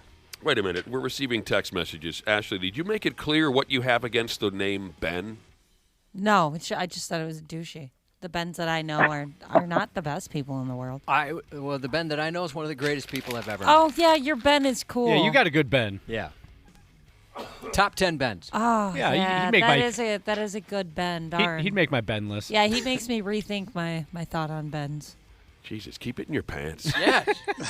He's a married man, Ashley. He's my friend, not yours. It's funny as hell. The Russian kid. You want He to is talk funny. about the Russian kid? He's closing in on Marian Gorbiak's goal record here for the Pigs. So Marian Gorbiak scored 219 goals in 8 years here. The Russian kid, he sits at 217 right now. Wow. With that game in Tennessee I was telling you about on the horizon. Gorbiak needed 502 games to set the goals record here, all-time Pigs goals record. As of Monday, Kaprizov has only played 376 games. Wow. Yeah. That's a crazy stat. They're That's very impressive. different That is. players, Yeah. and it was a very different game back then. Yep.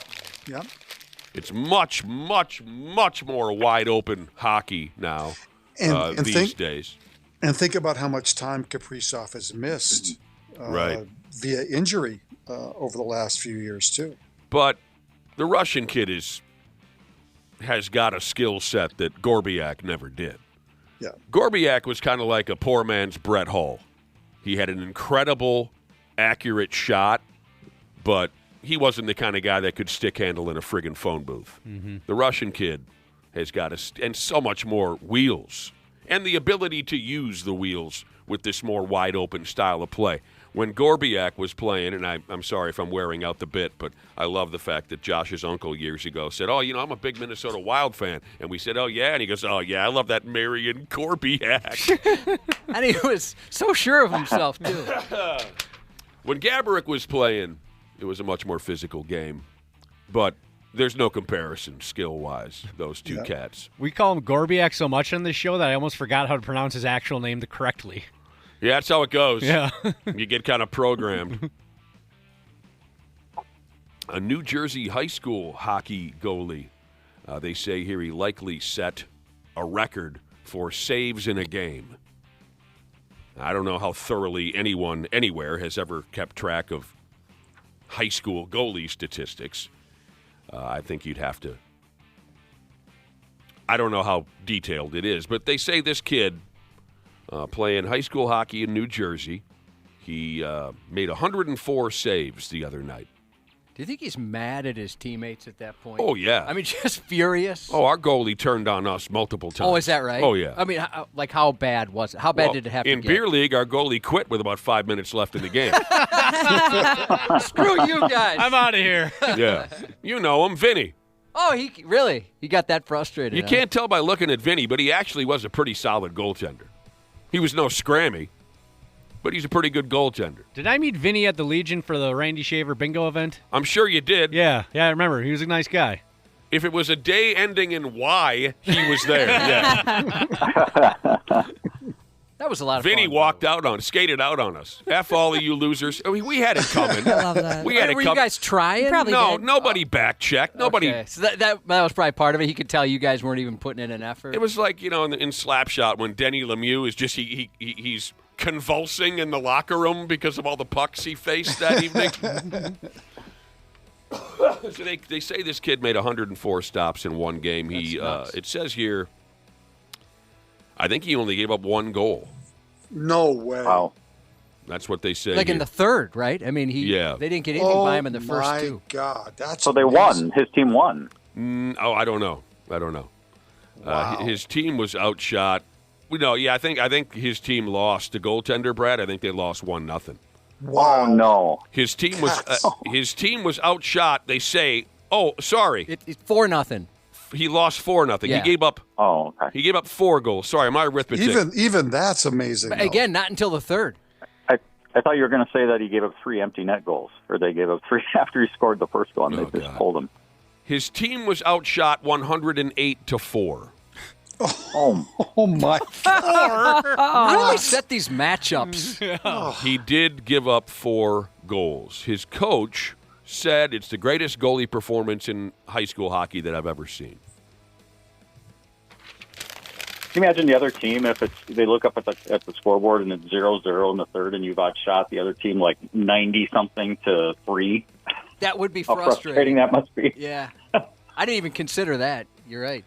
Guy goes into the doctor's office, and the doctor says, you've got a year to live. The guy said, I want a second opinion. And the doctor says, all right, you look like a bitch.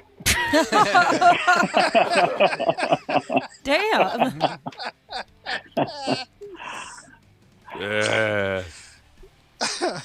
I imagine that would be your bedside manner if you were a doctor, Ashley. Same Yeah, type of thing. probably. You look like a My bitch. diagnosis, you look like a bitch. Just annoyed at the patients like they're wasting your time. Yeah. Somebody got stabbed and they need some pain medication. I'm like, come on, man up. Put a You're Band-Aid fine. on It's it. barely bleeding. H.A.M.S Sandwich is retiring from the National Football League. Yeah, I think we knew that already. Yeah, that last game they made it pretty kind of obvious. expected. Oh! They brought it up quite a bit. We knew that already? Well, yeah. it wasn't official, Well, but they made a pretty big production out of it. Well, F me running. Showing his family and all that kind of stuff. Now we're just waiting for news on Harrison Smith. I'm sorry? Yeah. Harrison Smith is the other big one that is likely to retire after they kind of put on a show for him in the final game against the It'd Packers. be kind of hilarious if he didn't retire after all that. With all the fanfare they gave him. Where they give him a car? Yeah, they gave him a rocking chair.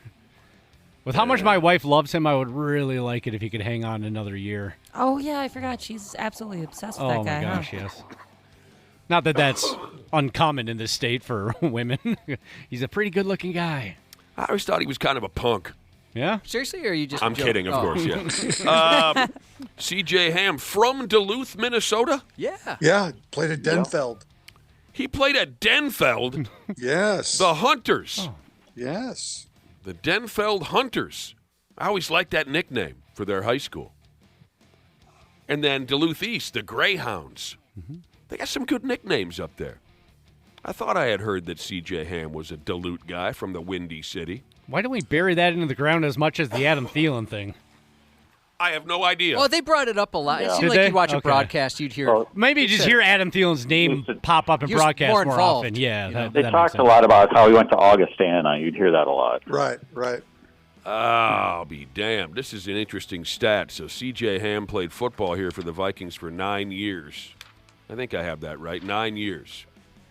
His career total yardage, 119 yards. That's funny. Yeah. But he was a full back. It's a blocking back. Yep, 119 yards in 9 years. He could catch the football out the backfield. Have a good time, C.J. Ham. We had him on the telephone once or twice, didn't we? Yeah, super nice He's guy. He's a good man. That's what everybody says. Yep. Never heard anything bad about him. Dana always thought he was kind of a punk. Yeah, I told him that too. Yeah, Dana called him a bitch. Yeah, I was in Duluth last week, and I walked around everywhere talking about how big of a bitch C.J. Ham is to all the locals. They're like, who?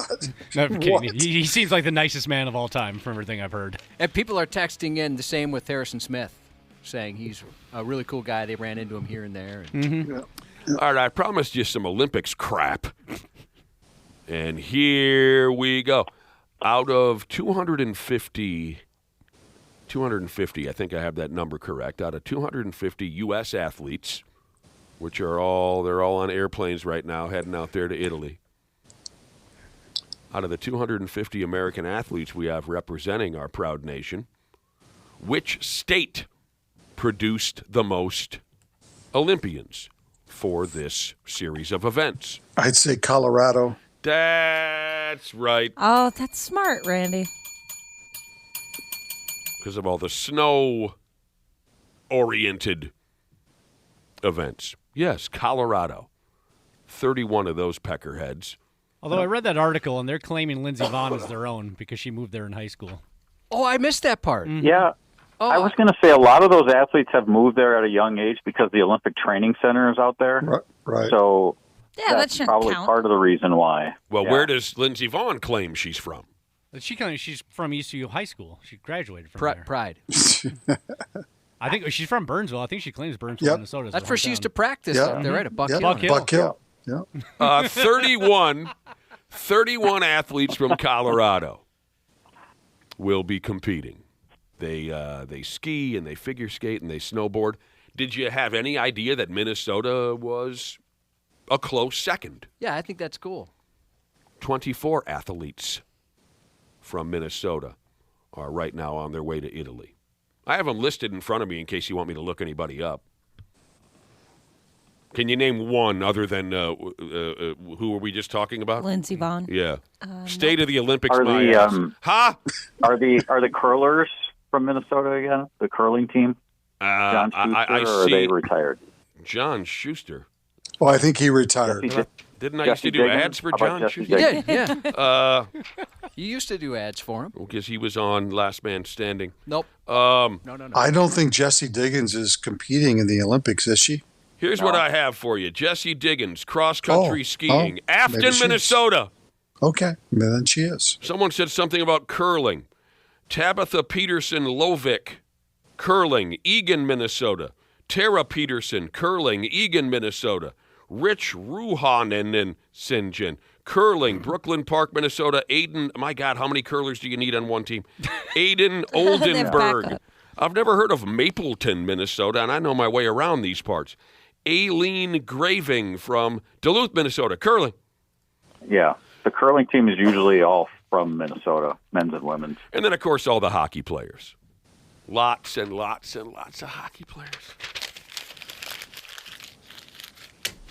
We're very proud around here, aren't we? Yeah, for sure. I mean, we're damn proud. Finally, before we go, I didn't know, hadn't heard of this, but I guess it was a big deal. The Chicago White Sox signed up a Japanese ball player. Yes. Big home run hitter.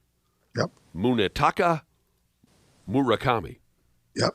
All right. You had heard this, Randy Shaver. I have. And the White Sox, to be honest with you, Nick, have made a lot of deals in the offseason. They are serious about being way better this year than they have been.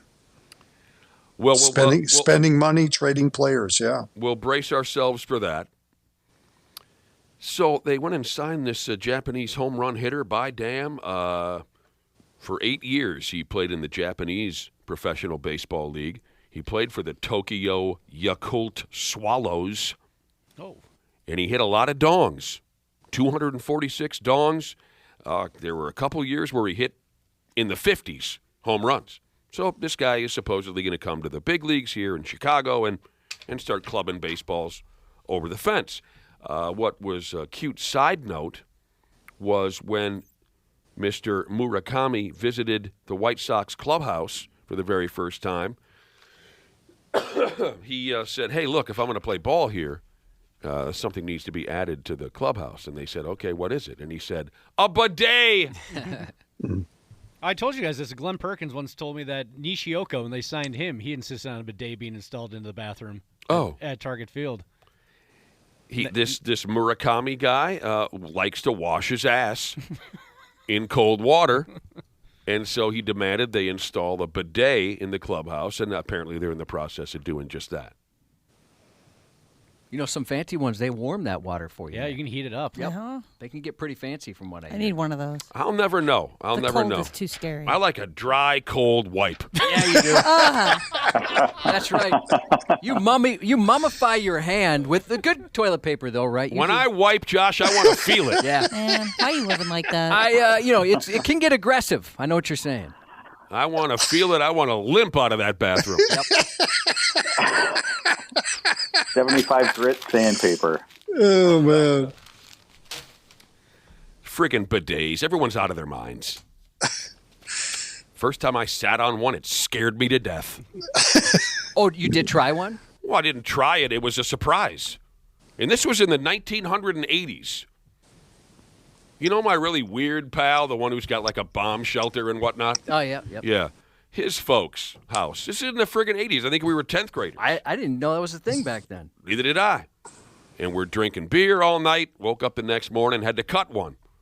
Did so, hit the flush button. I thought I broke the toilet. Oh, I would think so. Ice cold water shot up, hit me in the monkey button. Man. I was terrified. I thought, I think I even approached my buddy and said, I think I broke your parents' toilet. He said, no, it's a bidet. I said, well, good day to you too, sir. What? And now they're everywhere. So I'm telling you, I tap danced with one in the 80s. They can be a little scary. Hit me right in the old dirty penny. Yeah. Even if you're ready for it, it's still a little scary, man. Do you get scared by the bidet? Yeah, it comes at you fast. Where does it hit you? The monkey button. You got a monkey button? F me running. We're not coming in tomorrow. Okay, you sound like you're dying, man. Oh, it's just terrible. I'm not either. You weren't invited, Brad. You're always invited. I don't know. We'll talk about it. Josh and I will talk about it. Mom and Dad will figure it out. But we both feel like just unmitigated ass. I don't know. It might be permanent. How many ibuprofens are you allowed to take in a day? Oh, dude. I've been taking pills like Jose Canseco. I've had 8 since 3 a.m. Is that bad? I'm popping pills like the Bash Brothers. Oh, this hurts so bad. It's unbelievable. All right, boys. Maybe we'll talk to you tomorrow. Maybe on Monday. We'll let you know. All right. Sounds good. Take care. You guys are the friggin' best. Both of them. Unbelievable. They're tied in first place, Josh, for the best ever. Randy and Brad. Too tough to choose between. Too tough to choose. We'll be right back here with more on the Half-Assed Morning Show. Half-Assed Morning Show. 93X. Happy New Year, podcast pals. Dana here to give my daily love to everybody at Standard Heating and Air Conditioning. Just a quick brag. I'm a Smart Club member. And yeah, it's a big deal because when the polar vortex hits, your house will let you know real fast. That's why right now is honestly the best time to do comfort upgrades. Standard's running a ton of specials right now. Things like whole home humidifiers to fix that dry winter air, UV lights to help keep the air cleaner, and ERVs that bring in that fresh air without dumping the heat. Trust me, you will notice a difference in a big way. Be cozy this winter. Standard Heating and Air Conditioning, providing the comfort you deserve since 1930. Online at standardheating.com. Years of hard work, and now you've got pain in your back, your shoulders, your knees, maybe your joints. You need help. Randy Shaver here with the answer. Dave Bialke. He's got over 30 years experience in getting workers' compensation benefits for people just like you. Don't suffer. Call Bialke Law today. 763-571-2410 or go to bialkelaw.com. That's BIALKE law.com. And it spells relief for you. This isn't your average podcast. This is one of the most, if not the most controversial podcasts. This is Full Send. Do you like party ever? I think Post Malone told me once he went to like one of your parties. What was the biggest after party you guys ever did? We had one with you guys. Unfiltered conversations. I'm not going to say any names, but we got Dr. Phil pulling up. Jake Paul's coming in today. Benjamin Netanyahu, he's about to walk into the podcast right now. I feel like he'd leave. Yeah, maybe. The Full Send podcast. This is so crazy. Follow and listen on your favorite platform. Half-Assed Morning Show 93X. All right, you bastards. Welcome back to the 93X Half-Assed Morning Show, just dripping with disease over here. It's disgusting. I'm coughing and spitting all over the studio. Josh is coughing and spitting all over the studio. The lights are bright enough to see Dana's face. It's disgusting in here. Yeah, it's not helping. You're right. Sorry, I'll hide behind the monitors. I'll duck down. We're sick, but we're going to keep her going to the bitter end. We're doing it for our listeners. We're doing it for the greater good. The greater good. But more than anything, we're doing it for the money. We are? Changes, Josh. Time's making changes in my life, Tesla said on their terrific mechanical resonance record from back in 1986, track 2, side 2. Time's making changes in my... Beautiful song, and it's true.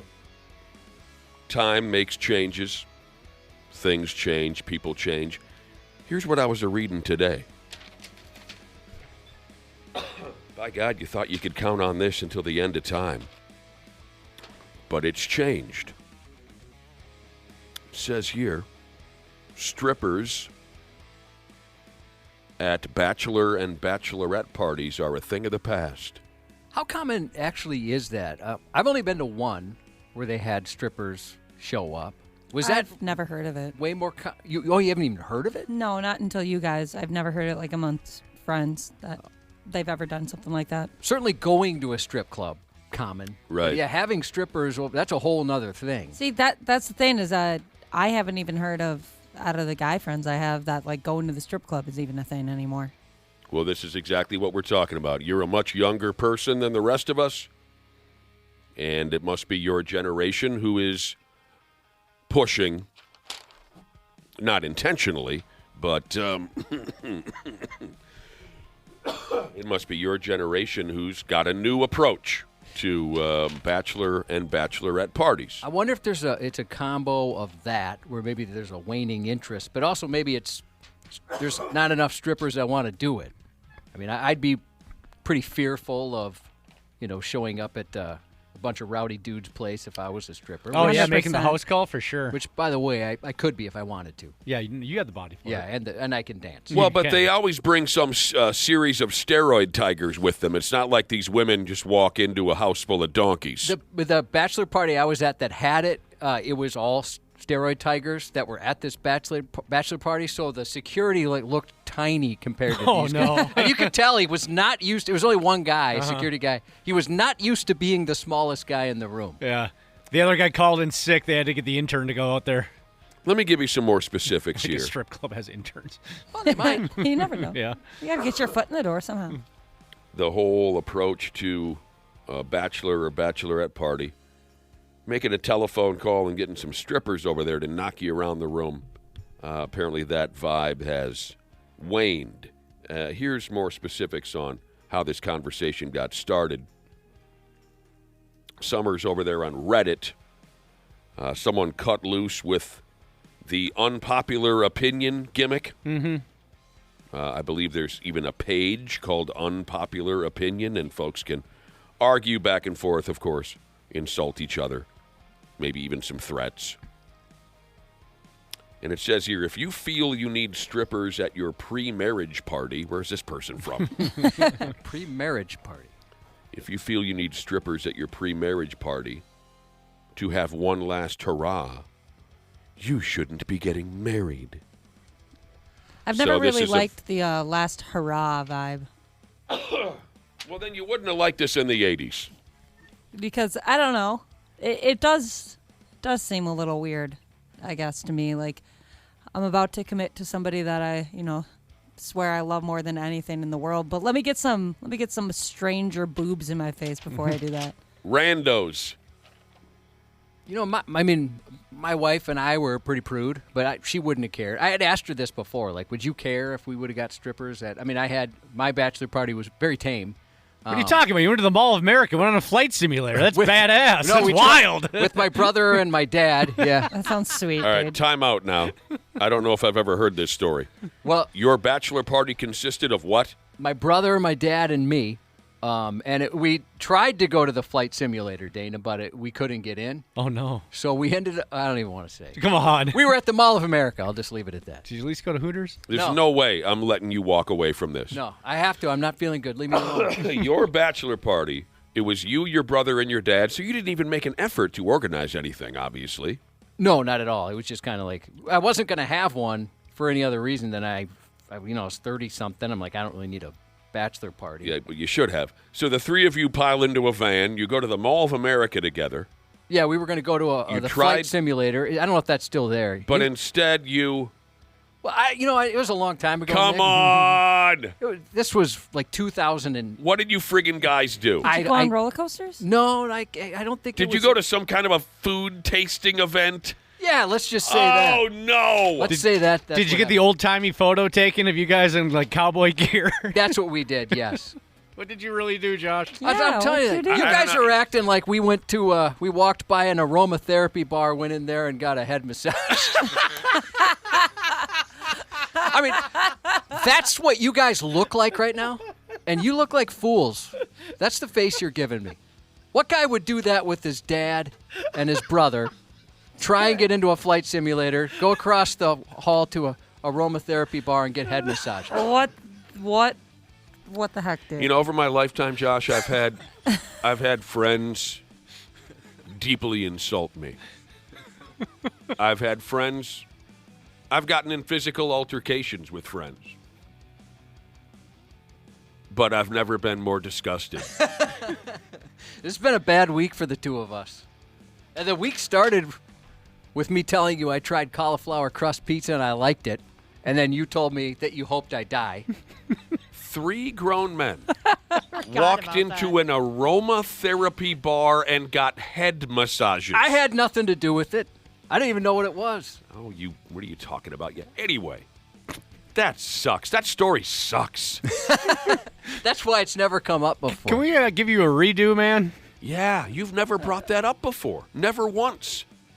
No, Wow. no. I only it's knew embarrassing. Yeah, I only knew the flight simulator part that you couldn't get in. I didn't know what you did afterwards. Well, like I said, that part wasn't planned. I don't know whose idea it was. It wasn't mine. I didn't even know what an aromatherapy place was. I think I'm calling it right. Basically, they put like this, like if somebody's in the hospital and things aren't good and they put that little plastic tube up their nose. Oh, the little oxygen thing. Yeah, so it was like that with like Just stop.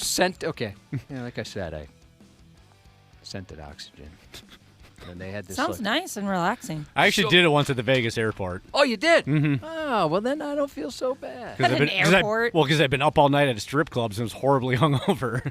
Okay, I don't think it makes it any better, to be honest with you. Yeah, I just thought it couldn't hurt, and I just needed something. Yeah. Was the massage by a woman? Buck nuts, Jesus. Yes, it was all women working. That's good at least. But that would feel nice. A nice head massage. I'm not knocking it too hard. I've never Josh. had a head massage. Oh, for Christ's sake. Let me tell you about it. There's nothing wildly new here. There's always been people who thought and expressed out loud the idea that if you have a bachelor or bachelorette party with strippers, that you shouldn't be getting married. It shows you aren't ready to get married if you need naked women or men all over you just days or weeks before you get married. So there's always been people who've been strongly against this, not just bachelorette parties, but adult entertainment in general. Your wife wouldn't care, right? No. So where they're going with this is, a lot has changed with the overall vibe of a bachelor or bachelorette party. I remember the first time I heard of this, and it just threw me. You having a bachelor party, huh? Yeah. What are you doing? Oh, we're all going to Mazatlan. That's all it is now. That's what it is. It's a 4 or 5 day, everyone get on an airplane kind of a thing. And I think that's ridiculous. I would be pretty psyched to be invited to one. I would never make other people do that for me. I'd feel bad, but it'd be cool to get invited to something like that because I would use it as an excuse to be like, well, I have to go. Oh, especially now as a mom. Yeah, maybe that's what it is. So let me go on like a 2-day vacay. Please, somebody get married. I need a 2-day bender, please. So it's a different vibe now. It's not just going to a strip joint or having a house party and having the strippers come to you or, drinking yourself blind at your neighborhood tavern. Now it's this extravagant 5-day, me and 20 friends, we all get on that sounds just like too much. Those are the only ones I've ever been to. I've never been to one where it's just a one afternoon or one night thing. It's always been, hey, let's all meet up in this city, that city. Maybe it's an age. Is it because everybody lives in different cities? That has a part to do with it, too. I mean, that's different, obviously. That wasn't my reasoning. We just wanted some more time. Like, one day didn't feel like enough fun. So, for my bachelorette party, we rented an Airbnb, like just a cabin here in Minnesota, and got drunk and did that whole thing. But it was nice having a whole day, a whole Saturday to hang out with all my girlfriends. It also says here, these people who get on an airplane and go to Guam or whatever for a bachelor party. Let's go to Guam. They're not so focused on sex with prostitutes and cocaine anymore.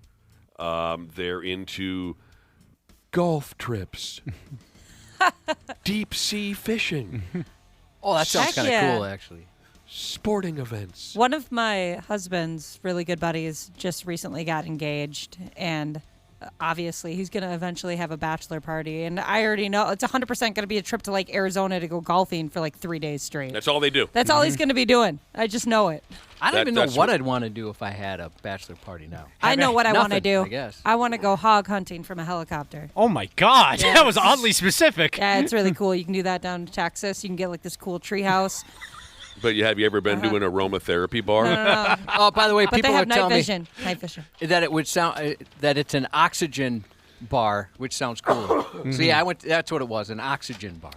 By the I way, know oxygen was involved. A friend of mine went hog hunting, said it was the most underrated. No, that's overrated. Most overrated. In the helicopter? Experience. Did he do the cool? You can like He was in a helicopter, hang glider, all kinds of things. He said the hogs just stand there. It's just stupid. Oh, yeah. I don't want them to stand there. That's kind of sad. Yeah, they don't run away. They just look up and say, "Go ahead, kill me." Oh, I mean, like, so yeah, you can like shoot them with guns, or you can like get down on the ground and like hunt them with just a knife. That's Oh kinda my cool. God! Yeah. I'm sorry, Josh. You wanted to clarify something. It wasn't an aromatherapy bar. It was. People are telling me it's what I went to was a oxygen bar, which sounds cooler than aromatherapy. It does. Yeah, I guess. I'll take that. You want to stab a helpless pig with a knife while it screams and bleeds and dies? They're like vicious. Because they'll be trying to kill you. So it kind of makes it better if they just like. But if you never showed up to go pig hunting, this pig doesn't come to your door and try to kill you. I don't know. You're going to seek him out. When he sees you holding that knife, yes, he might not be terribly excited to see you.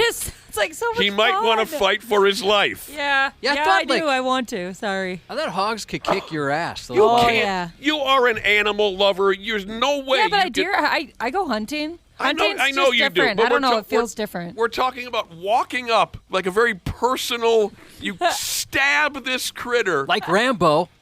right, like you're. I don't know. I think I could do it. There's it no sounds way. so cool. No way. Once that thing starts to scream, you are going to run away crying, and someone's going to have to finish the job for you. What is wrong with you?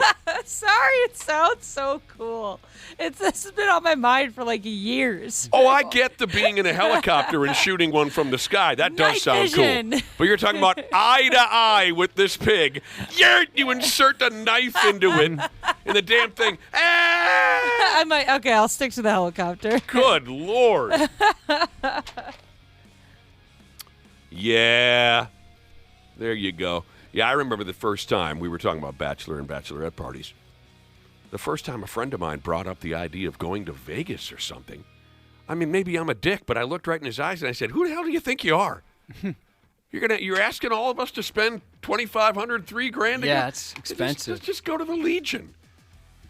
But it's a different thing now.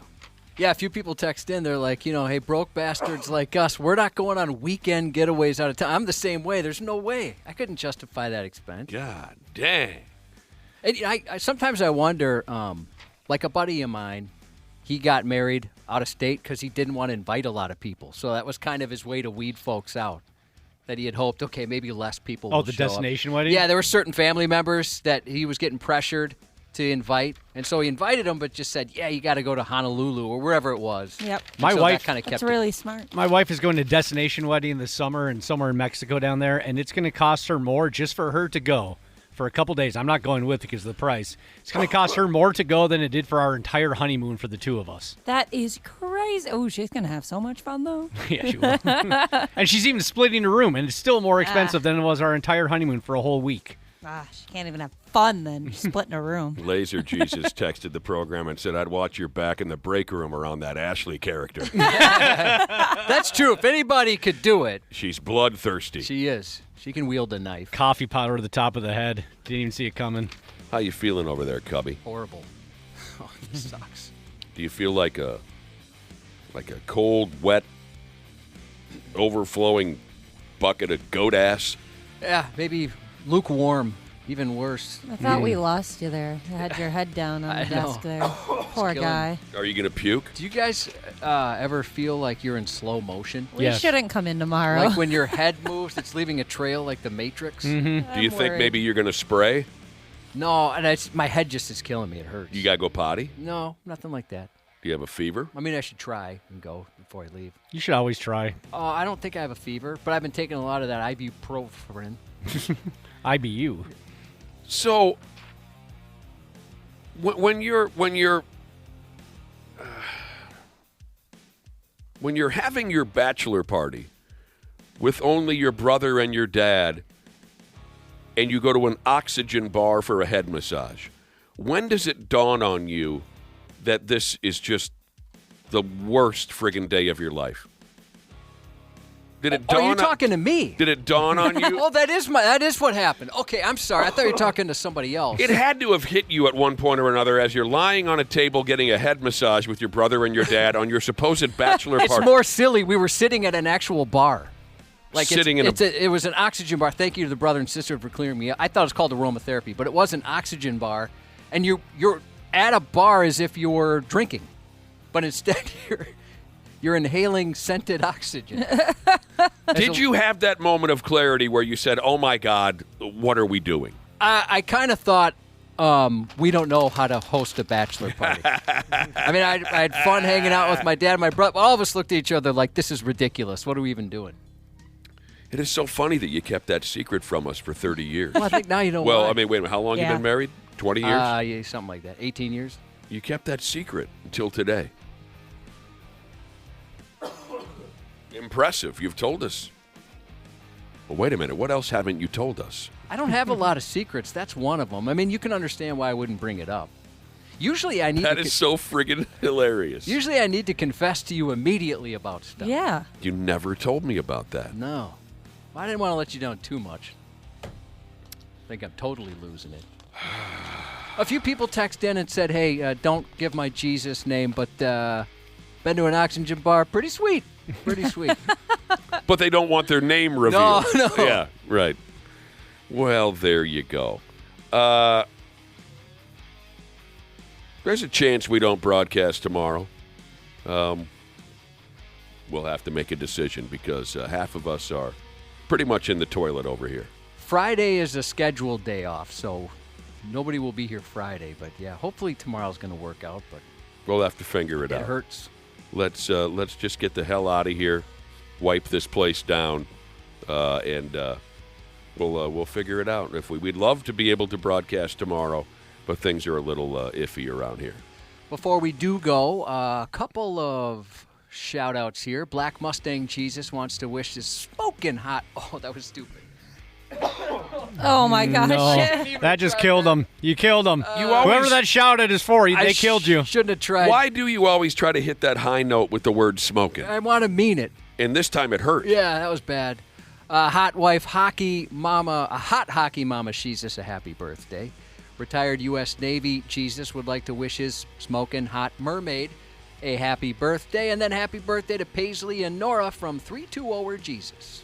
Half-assed Morning Show 93X. Happy New Year, podcast pals. Danny here to give my daily love to everybody at Standard Heating and Air Conditioning. Just a quick brag, I'm a Smart Club member. And yeah, it's a big deal because when the polar vortex hits, your house will let you know real fast. That's why right now is honestly the best time to do comfort upgrades. Standard's running a ton of specials right now. Things like whole home humidifiers to fix that dry winter air, UV lights to help keep the air cleaner, and ERVs that bring in that fresh air without dumping the heat. Trust me, you will notice a difference in a big way. Be cozy this winter. Standard Heating and Air Conditioning, providing the comfort you deserve since 1930. Online at standardheating.com.